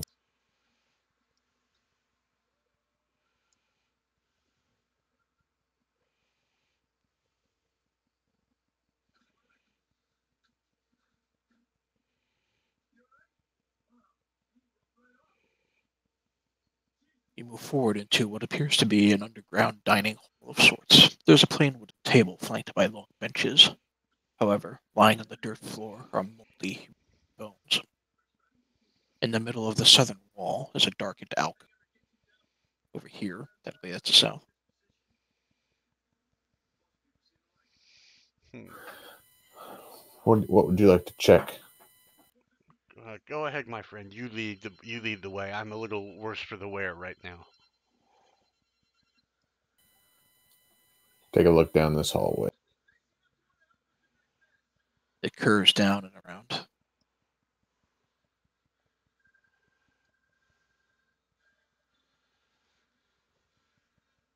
Draxian, as you move forward, hands begin to pop out of the ground. Nasty, undead, ghoulish hands. As manifesting from the floor. That's what I was afraid of. Four ghoulish creatures rise from the earth and to attack you. Roll initiative.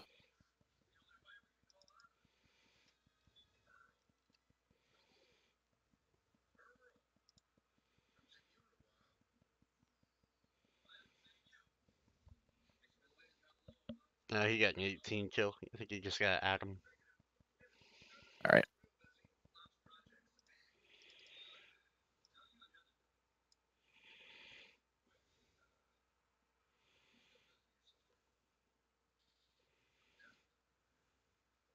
Draxon, these ghouls have emerged from the ground and moved to attack you. I still have my shield. Correct. So if I try to back up and go into the dining room to get more room, I guess, to work and maneuver, is that going to give an attack of what's it called? Attack of Attack of opportunity. And right now, Opportunity. Trevor is blocking the way for you to move. You would have to retreat down the staircase. Or you could tell me to back up, and we could just. Yeah, I'm going to turn around and look at you and just yell, "Retreat! Retreat to the dining room!" Because at this point I'm kind of startled. Okay.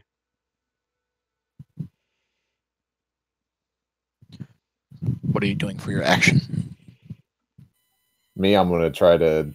Or I guess for my action, I've got to pretty much attack at this point, right? Because then I can move after he moves. You can. You All right. can. You can't hold your movement. You can hold an action.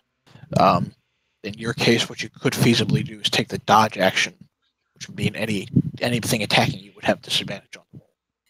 I guess I'll do that then. Unless you Okay. think it'd be, unless I guess. Alternatively, you could attack one of these guys. That's what I was gonna say. It might be better to attack, probably. I'll attack the one to my right. All right. I'll go ahead and use my. I guess I'll just use my short sword since it's out. You pull the silvered short sword you acquired and slice into this creature. You chop off a portion of its undead flesh as it begins to go flying into a nearby wall. It looks up at you and begins to groan. Trevor. Okay. Two things I'm doing. So in my backpack, I have 2 flasks of oil. Okay. And I'm going to retreat back And I don't know if it would be dual wielding or if one thrown flask would be wake up. I would like to smash at least one of the flasks right here on the floor. Done. Okay, and then I'm going to retreat back into this room to say here. You retreat back into the nearby room. The ghouls begin to shift and shamble their way towards you, Draxon, and the two next to you will one will attempt to bite you, the other will attempt to claw you. The bite will miss. The claw will also miss as you block it with your shield. Your turn. So if I attempt to retreat, will I take damage to that fire? There's no fire No. yet. Okay, then I guess I will attempt to move back. So do I have to? How many spaces can I move, and then what do I need to do? You need to disengage, right? If you disengage, you can retreat without the ghouls doing an attack of opportunity. That would be your action for the turn. Okay, so your speed is 30 feet. Your speed is 30 feet. Each square is 5 feet. So you can move 6 squares in one turn. Sounds good. So I guess I'll try to disengage. Okay. You can disengage for your action. That will prevent any attacks of opportunity. Do I have to roll anything? No. You just do it. You retreat back through the oil that Trefor has left. I'll stay in front of you, my friend. Trefor, you're next. Okay. I would like to move to here. Now, Killy, it says on here that I do have a tinderbox. Would it be out of ordinary that I could light that oil from here? Like maybe throw a match at it? You can, I'll say you can light the tip of an arrow, attempt to fire it at the oil. Would you allow me to do that in one action or no? If you wish, it would be an action to light the arrow. It can be, alternatively, if you wish to be more quick about it, I'll allow you to throw a match, but it'll be the difference between an attack roll or a dexterity check. Well, I'll tell you what. Real fast. Assuming he's moved back into this room and my speed is 30 feet, right? I could literally walk up to here, past him, throw the match on the ground, and then back up, right? I mean, He's blocked. It's a thin corridor. You're not able to walk past him once he's blocking. Well, I'll tell you what. Let's try to throw the match. You tell me what I gotta roll. Make a dexterity check. All right. Let's see how this works. Oh, shit. God damn it. Your match lands just outside of the oil. Okay. All right. And it fizzles against the dirt floor. Okay. Then that was my move. The ghouls will shamble forward through the oil. The one next to you, Draxon, will claw at you. Critting. I need you to make a Constitution saving throw. Damn. Nice throw. You shake off the worst effects of this. You feel a stinging sensation begin to try to emanate through, but your natural resistance to it manages to shake off its worst effects. You're next. All right. So the one in front of me and the one that's in the corner where the oil was thrown, they both have oil on them, correct? Yes. If you're interested, as a Dragonborn, you have access to a breath weapon. Yours is cold, but I'll allow you to angle it so you can hit 3 of the 4 ghouls if you wish to angle it down the corridor. Let's do it.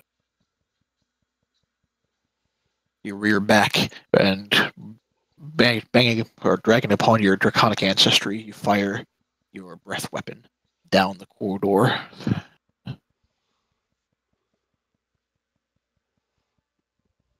Hitting 3 of the ghouls.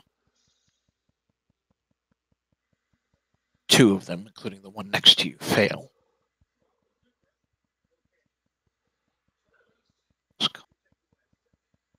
Go ahead and roll 2d6. Do that 2 different ways. Just type in chat/roll 2d6, kind of like you would roll maybe something in World of Warcraft. or on the far left, you'll have a dice icon that allow you to roll a fixed number of dice.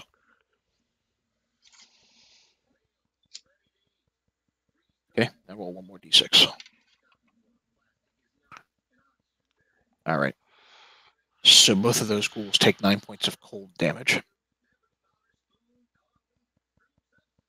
as the breath emanates its way down the corridor. Trey 4, you're next.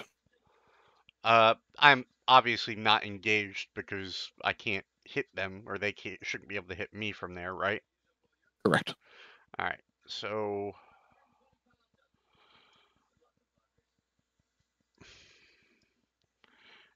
can I throw my second flask of oil here?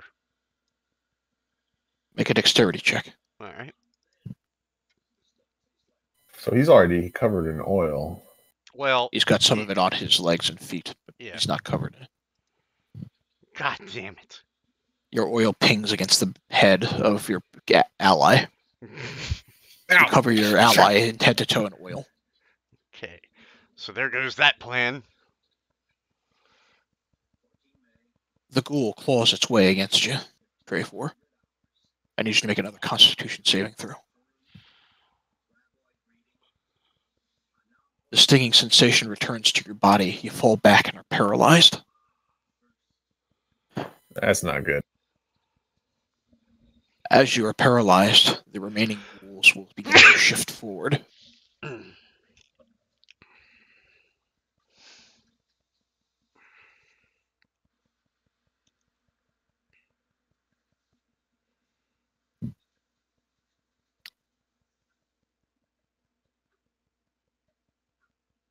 One of the remaining ghouls will make another bite against you. Because you're paralyzed, the attack has advantage. You're not able to do much against it as it bites into your skin. The 2 remaining ghouls surge forward against you, Trey 4. Mm-hmm. I will claw against you. Hitting a miss? No, 2 hits. I'm dead. You're knocked unconscious. Yeah.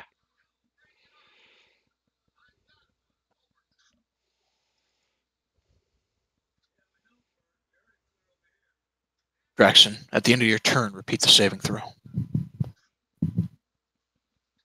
Constitution save. You are no longer paralyzed. All right. However, that is the end of your turn. Yeah. Trey 4, make a death saving throw. That's a failure. 2 failures. Oh, yeah.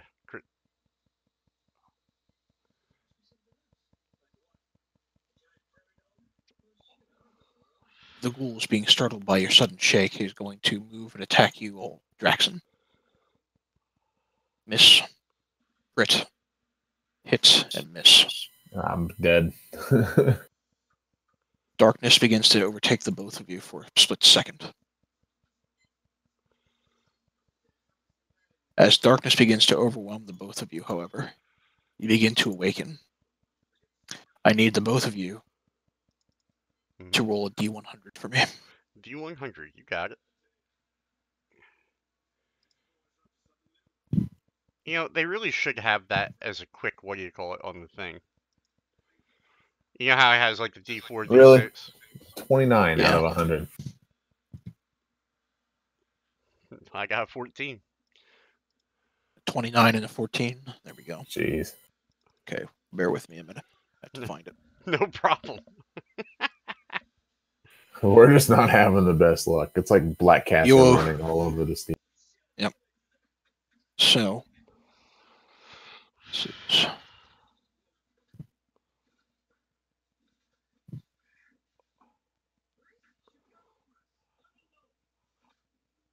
Might I say, I always love rolling D100s, though. It is fun.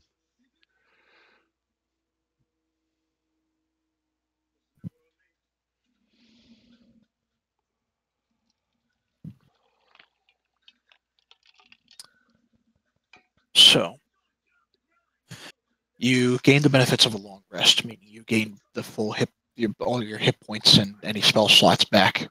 However, you suffer 1 level of exhaustion, meaning for the time being you have disadvantage on checks. You said ability checks? Ability checks, not saving throws and attack rolls, but ability checks. Okay.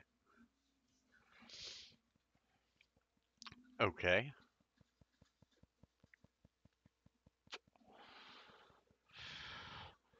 I assume we have woken up. Yes. The last thing you remember is being pelted by these ghouls. Whew. Oh, I wonder where they went. Uh, I say we find out. I'm following you because yeah, that you following me did not end that well. Yes, yes. The meat shield says this. All right, Kelly, I'm gonna walk back down to this room here. Your stealthy, sneaky ways seem to be at an advantage in these tight corridors. Do I see anything down the hall?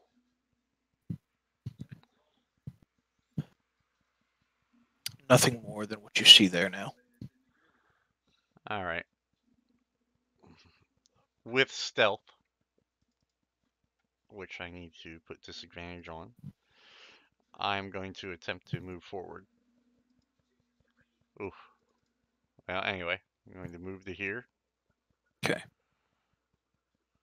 And I'm going to move over to here. Okay. Tring, tring. All the noise I'm making right behind. I'm going to attempt to check for traps. I assume Okay. that is perception. Yes, but you'll make it with disadvantage. Yeah.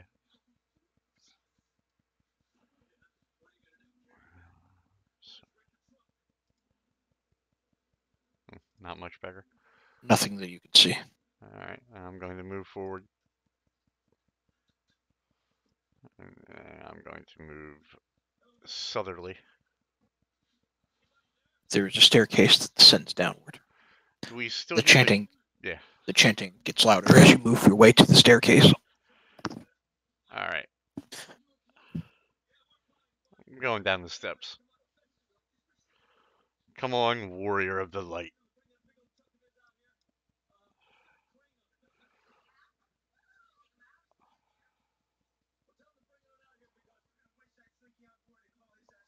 Okay.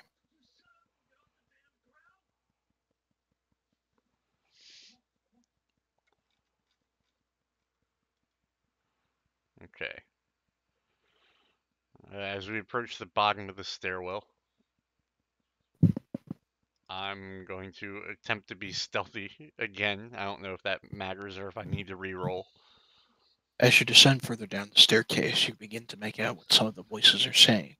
You hear at least a dozen voices echoing throughout this chamber saying, "He is the ancient. He is the land. He is the ancient. He is the land."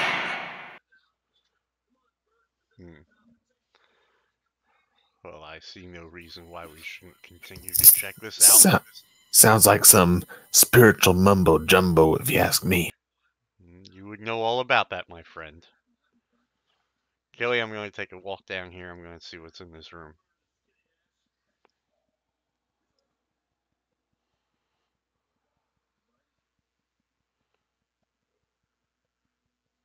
You can see a number of relics, most of it seeming like miscellaneous junk, lying upon some alcoves that make up the central portion of the chamber.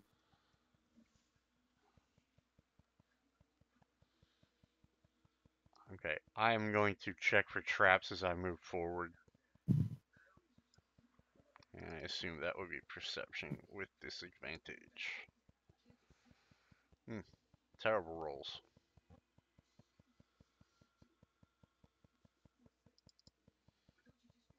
All right, and I'm sorry, what are you trying to perceive? Traps of any kind? No. Okay. No traps that you can see. I assume that in each one of these alcoves, you said these are all mundane items. They look, or at least appear to be mundane items. Do any of them stand out?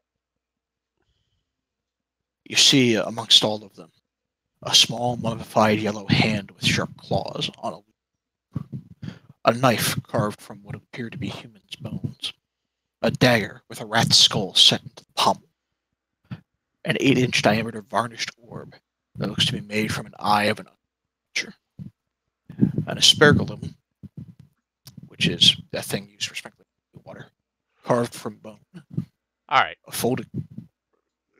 Quick question, not to break fucking character or whatever or anything.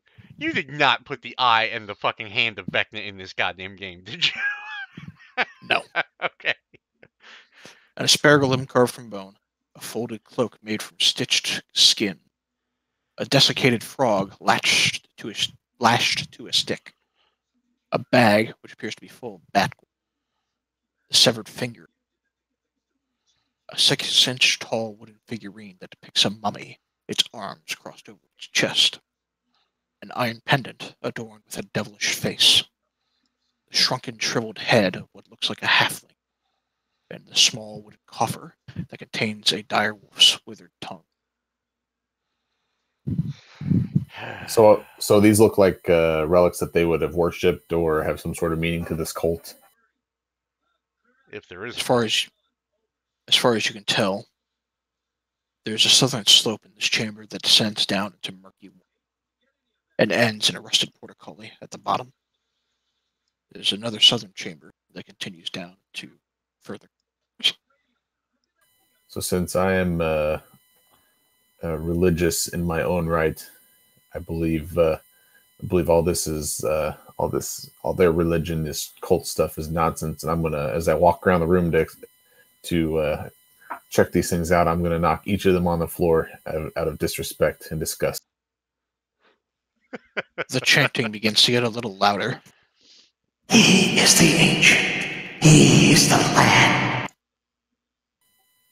I am your enemy. Knock it off. And at this point, I'm mocking them. All right, what shall we do? So this here is a slope going down into water. Straight down. There's Oh, also oh. a corridor that continues straight down. So it's like a drop, or is it a slope? It's almost a straight drop. All right, then I guess we're going this way. Hmm. All right, I'm going to sneakily approach this way.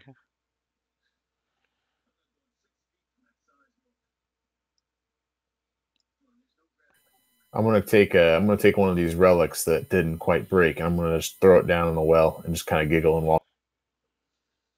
Splooshes into the water. Continuing. Stealth check, kill or no? Go for it. All right, hold on. Disadvantage. Yeah, I already have it set. Okay. Peering into the chamber, you can see the scattered remains of several bones that litter the floor, as well as several shackles, rusty, that hang along the walls. Many, many shackles. Is there any signs of any of the previous people that were shackled? On the very, very back wall, you see a human skeleton clad in a tattered black robe. I'm going to approach. Oh, okay. No, lead on, my paladin friend. This guy's pretty ugly. Let's see what. How does he How is he what? said? How does the skeleton interest me? I guess. Do I need to Make kind of take a look perception at? Does he check. have? Is there anything? Is he adorning anything? Holding? Make a perception check with disadvantage. And Trey, for why don't you make one as well? Sure, hold on.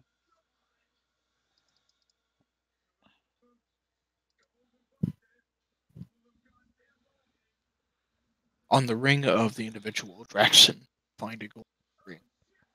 On the finger, you find a gold worth about 25 gold.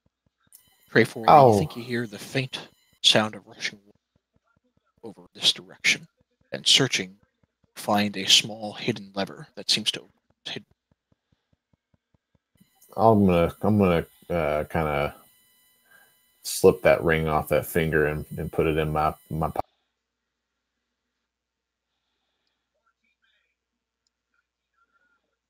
Okay. You said there's a lever over here. Correct. Oh, I'll pull the lever. Pull the lever, and the door shifts open to a large chamber.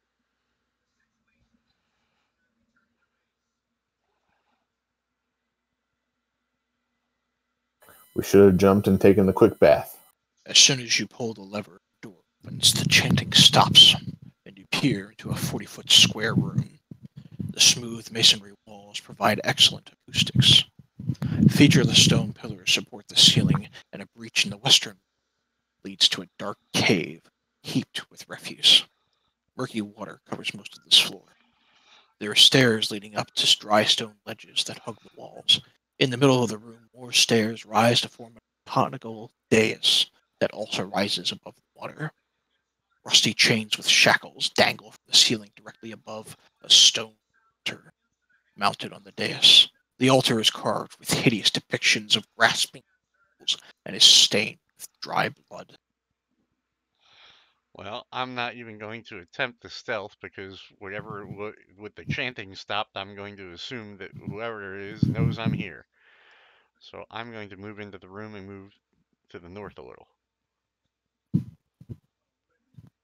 Done. I'm gonna follow him in, and I'm. Is that kind of on the north side of the room? That wheel looks like kind of like a wheel that could potentially be turned. Is that anything of it? It looks like it might be a wheel to raise the portcullis from the water here. I'm gonna turn it just for fun. You turn it, and the portcullis lowers into the water. Is this water safe? Can we see in it? Is it deep? Is it? It's murky. You think you might be able to wade through it, but it's murky water.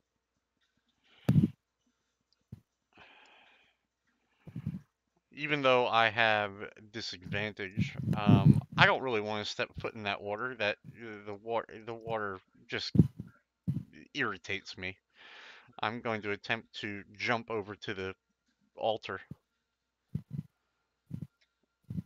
Um, I assume acrobatics with disadvantage or athletics. Let's say acrobatics with disadvantage. Exhausted though you are and tired of this place, you successfully leap to the dais. As you begin to grab your footing in front of this altar, all around this chamber are a total of 13 apparitions. The chanting rises as they sit on ledges over. Each of them resembles a black-robed figure holding a torch, but the torch's fire is black, and it seems to draw light into it. Where you'd expect to see their faces are voids, and they all chant, "One must die! One must die! One must die! One must die! One must die!" Okay. Well, before before I take any action other than white call, is there anything on the altar itself? Do I see anything there? Dried blood. Just dried blood. Can I attempt to jump over there with him using my athletics, since it's one of the things I picked and it's higher than acrobatics? Sure, but make it with disadvantage.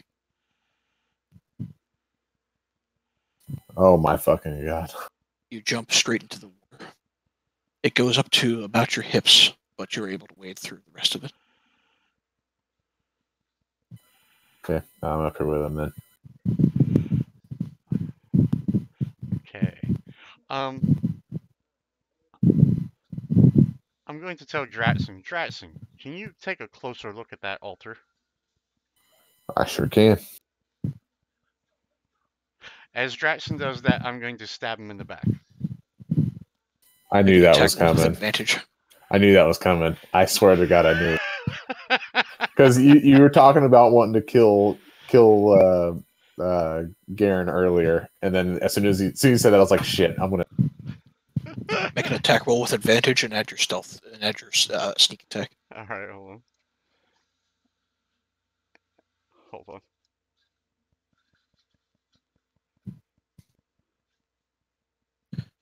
Draxon, as you lean over to inspect the altar, you are suddenly shocked by a short sword as it stabs right through your rib cage and up through your torso.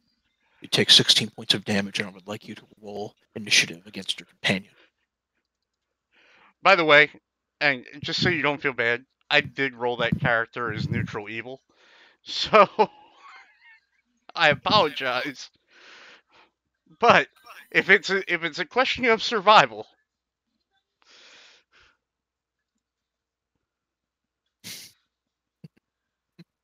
oh shit, I didn't. Thank you. Wait, did I roll initiative with disadvantage? Can you do that? You must have. You rolled a 1 and a 2, so it's not going to make a huge hell of a difference. Yeah, whatever. Tray 4. Okay. Your Dragonborn companion turns around to look at you with a feeling of betrayal. What's up, dude? I'm sorry, googly Sir Knight, but if one of us is making it out of here, I don't intend it to be you. And with that, I will attack with the longsword again. I've got my shield out still. And as a bonus action, I will attempt to hide. You motherfucker. The 15 does not pierce the shield as Draxon raises it. Make a stealth check with disadvantage. Yep. Draxon, make a perception check with disadvantage.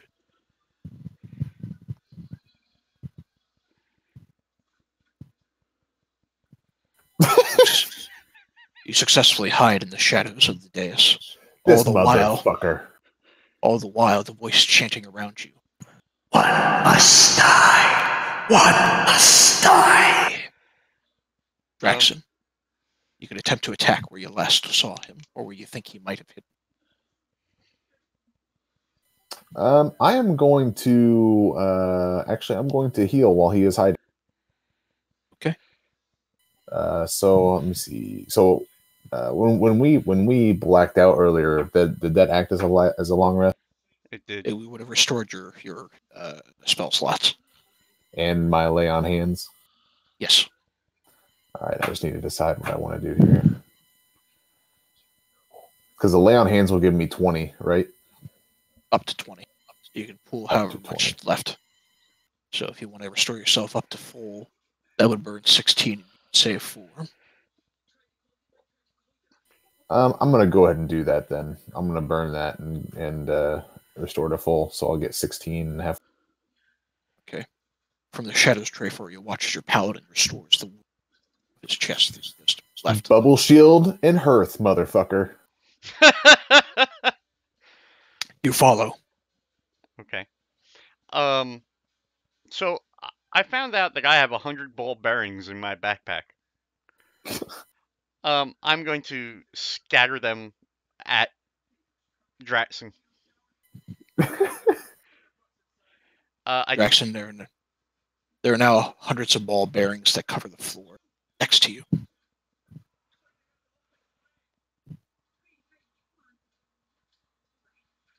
And should I attempt to, as a bonus action, remain hidden? Would that be an attack? Or the ball bearings?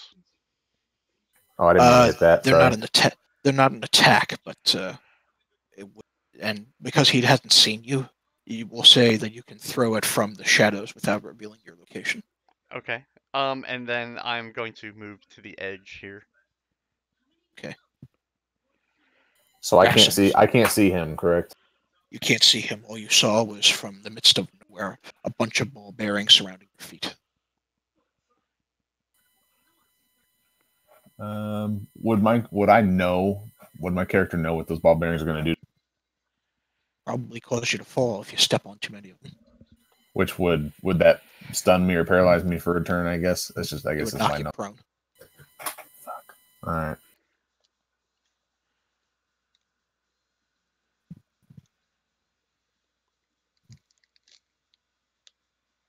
Sorry, I'm reading some stuff real quick. Now take your time. Actually, if you hold on 1 second, I know we're not running too late, but I just want to go grab something real fast. You guys okay with that? Yeah, sure. Go for it. Once this is done, this will probably be the end of the night. So. All right, so then Killy. So I see I have Channel Divinity Sacred Weapon. So it gives me a 20 emits a bright light for 20 feet. Would that unstealth him? Let's say yes. That's what I was hoping for. So I'm gonna do that, and we'll let him know when they get back. Okay, go ahead. There should be a little like speech bubble next to that ability. Go ahead and click that speech bubble.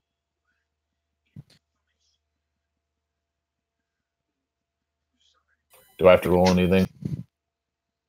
No, that all just happens. So Sure. while that's up for the next minute, which is the next 10 rounds, you add your charisma modifier to attack rolls made, and so I don't know how to roll do that. just click your shit like normal and here effect since he's going to be gone. I think I can just add it. So will he be able to? So since I have this now for 10 turns, will he have like a more disadvantage on trying to get stealth rolls and hide from me, or how's that going? It's going to have a harder time without getting off the dais. Okay.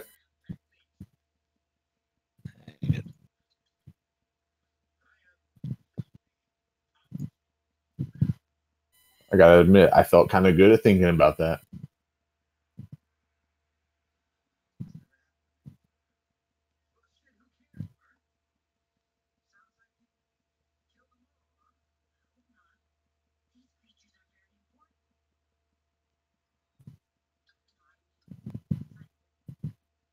I'm just checking this real quick.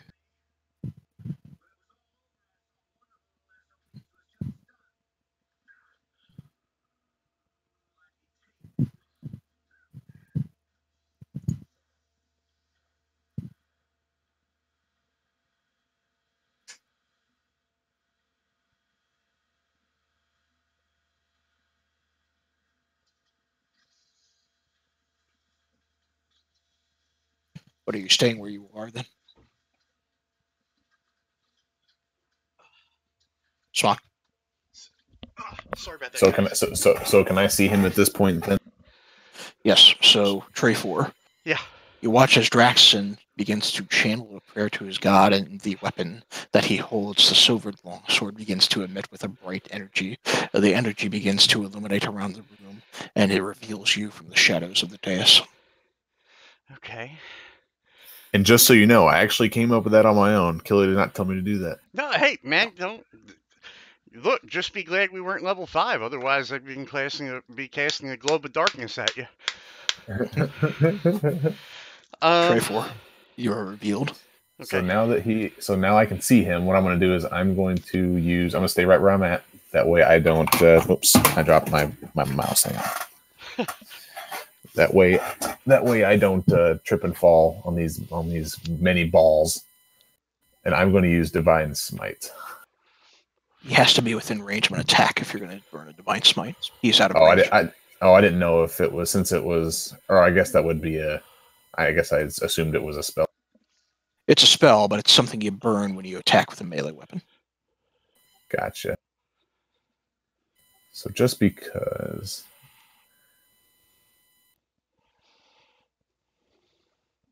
Do I have a ranged spell here? Probably don't have a ranged spell. You might have a ranged weapon. Alternatively, think- you have Alternatively, you probably have other protection spells that you can manage. That's what I'm trying to think.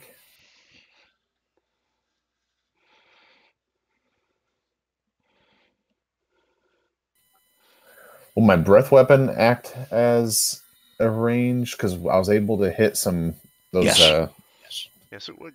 Let's try. Let's give that. Like that ability, and Trey 4 make a Constitution saving throw. Con, yeah.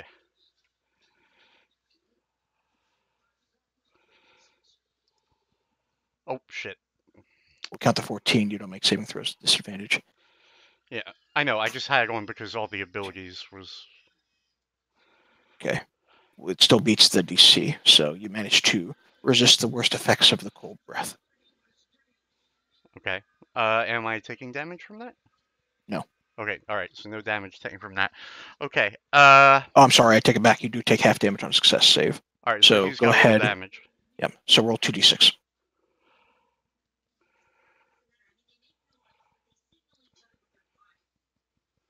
Draxon, Smock. Oh, my bad. I thought he was rolling for some reason. I'm No, gonna no, get to it. that's you. That's your damage. He succeeds on the save, but he still takes half damage. All right.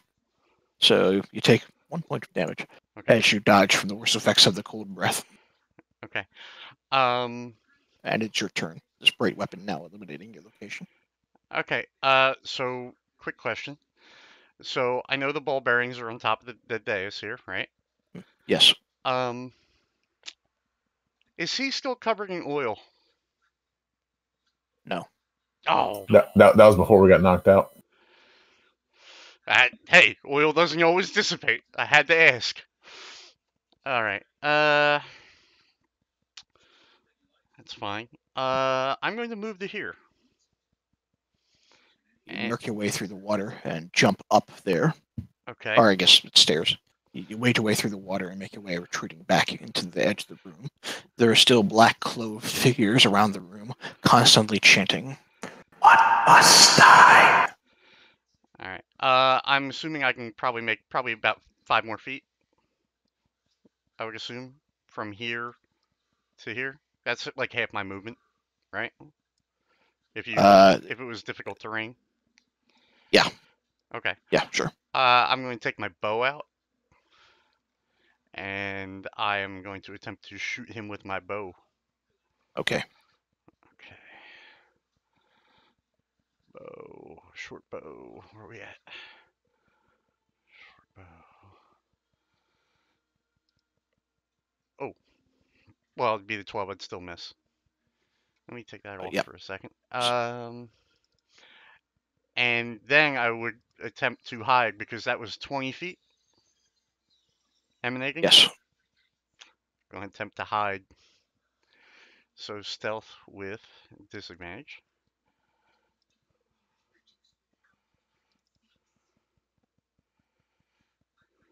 Draxon, make a perception check with disadvantage.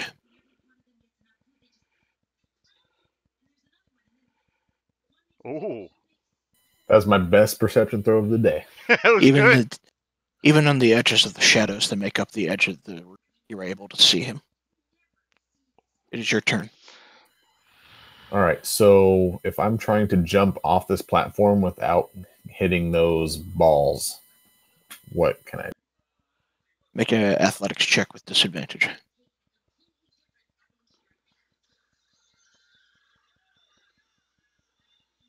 You managed to get to the very edge of one of the steps. But I need you to make a dexterity saving throw to see if you can avoid some of the balls that have rolled down. You slip on some of them, falling prone within the water.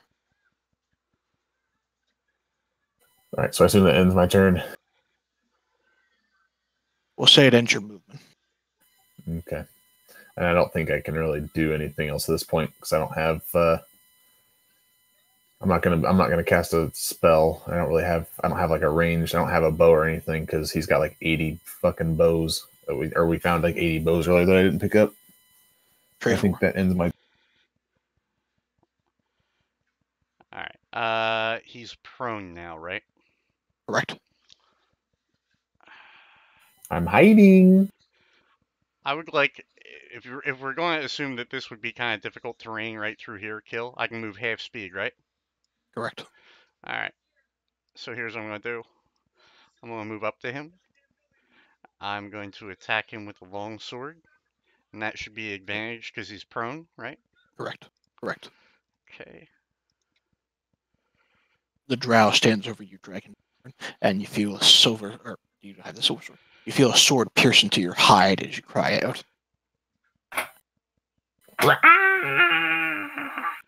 And then I am going to. What the hell was it? Hold on. God damn it. I need to keep reading this damn thing. And then I am going to disengage.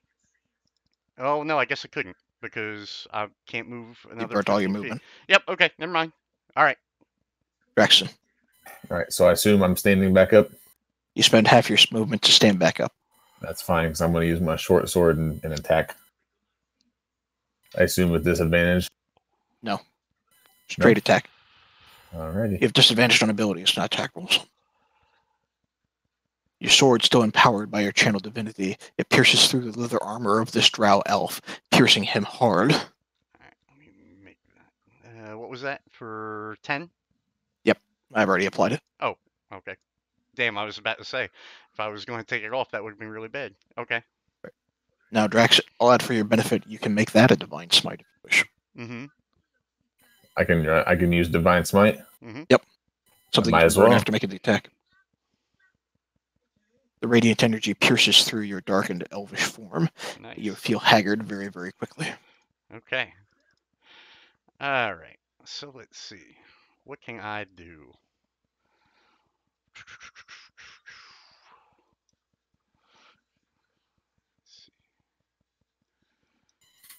Let's see. Kelly, out of curiosity, what the hell does dancing lights do? It's just a cantrip to throw light around the room? Pretty much. Okay, that's what I thought it was.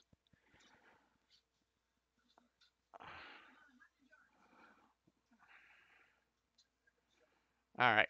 I'm going to attack him again with the longsword, and then I am going to attempt to disengage.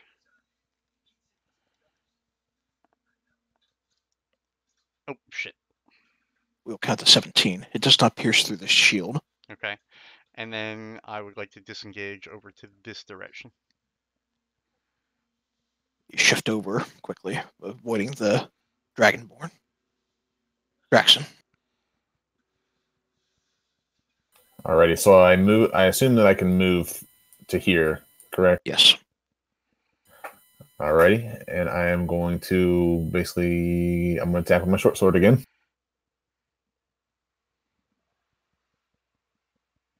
He nimbly dodges out of the way. And then, can I still use my divine smite? It'll be wasting a spell slot because it won't hit. Or wait, hang on. Oh, hang on. So my spell shot has to be at 0 then, right? Because that was my. Because I used. Because I used lay on hands, which was 1. Lay on hands is in the spell slot. Oh, it's not. Then I should be No, at 2. it's a then. core ability of yours.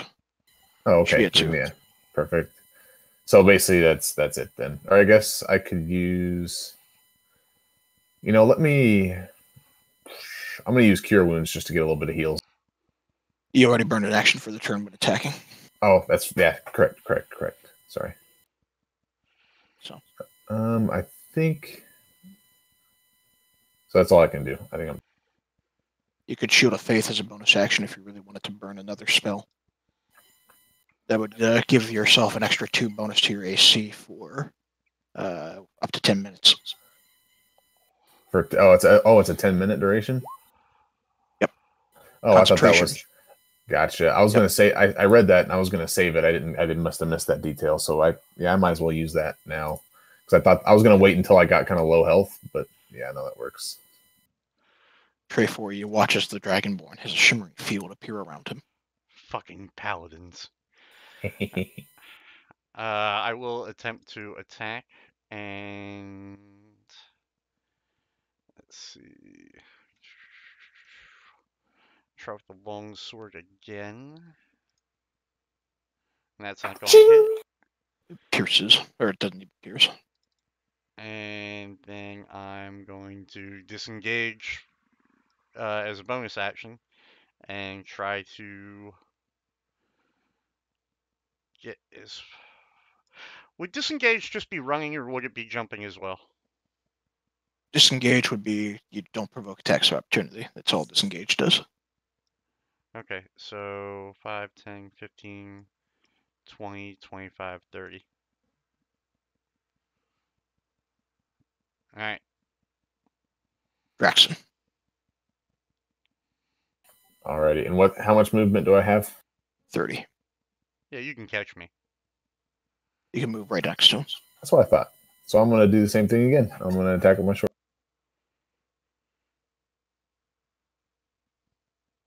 The attack connects. Trevor falls unconscious What's the +2?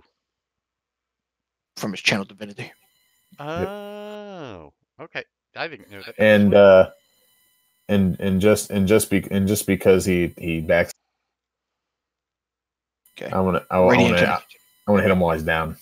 Okay. The radiant energy simply burns through you, and your eyes roll into the back of your head. Pray for make a death saving throw. Yeah. Well, if I'm down, do I even get You that, or does it count as 2? just make a death saving throw. Alright. 1 failure. Draxon, your companion is bleeding out in front of you. The individuals surrounding this location point to the altar and shout, echoing through the chamber, "One must die! One must die! One must die!"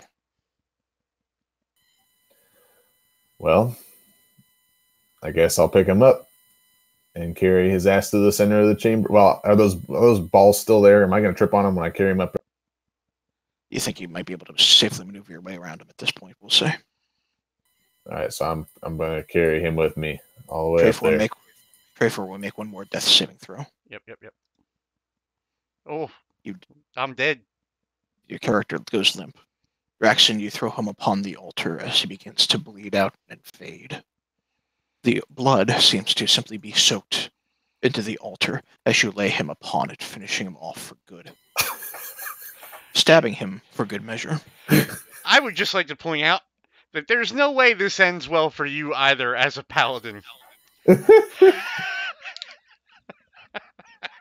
Hey, I do what I must to survive. As your companion dies upon the altar, the chanting begins to re-emerge, saying, "He is the ancient.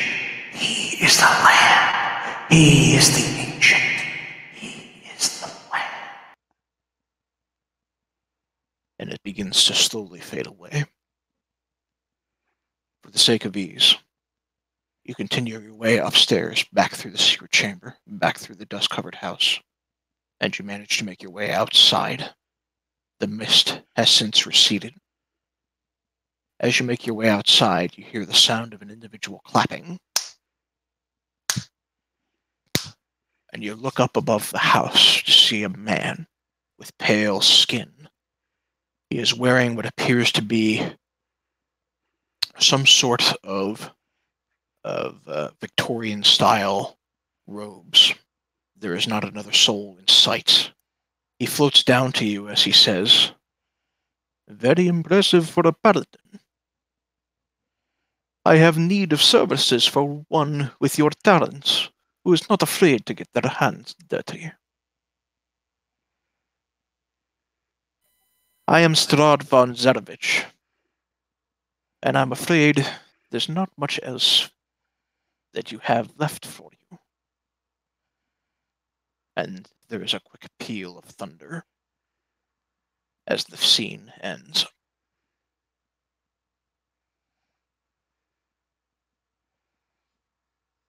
Good run. And that's the game. That was fun. I enjoyed it. So I thought about. Kent Well, dies.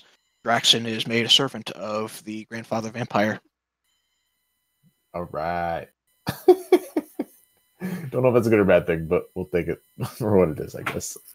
Means if I ever need a character, yours is going to get borrowed. Which Alright, one, cool. me or Drax? You're dead. He's the You're one who's dead. going to be around. Hey, If I ever need a minion of evil, he's going to be the one. I read Marvel Comics, man. People come back from the dead all the goddamn time. Not you, you won't. No, I know. So just real quick, just because of this, because this is my first actual playthrough. Mhm. So, is there any way that after I downed him and he's unconscious, could I have revived him and healed him and us not have fought each other? If you healed him, he would be immediately brought back on his feet. Correct.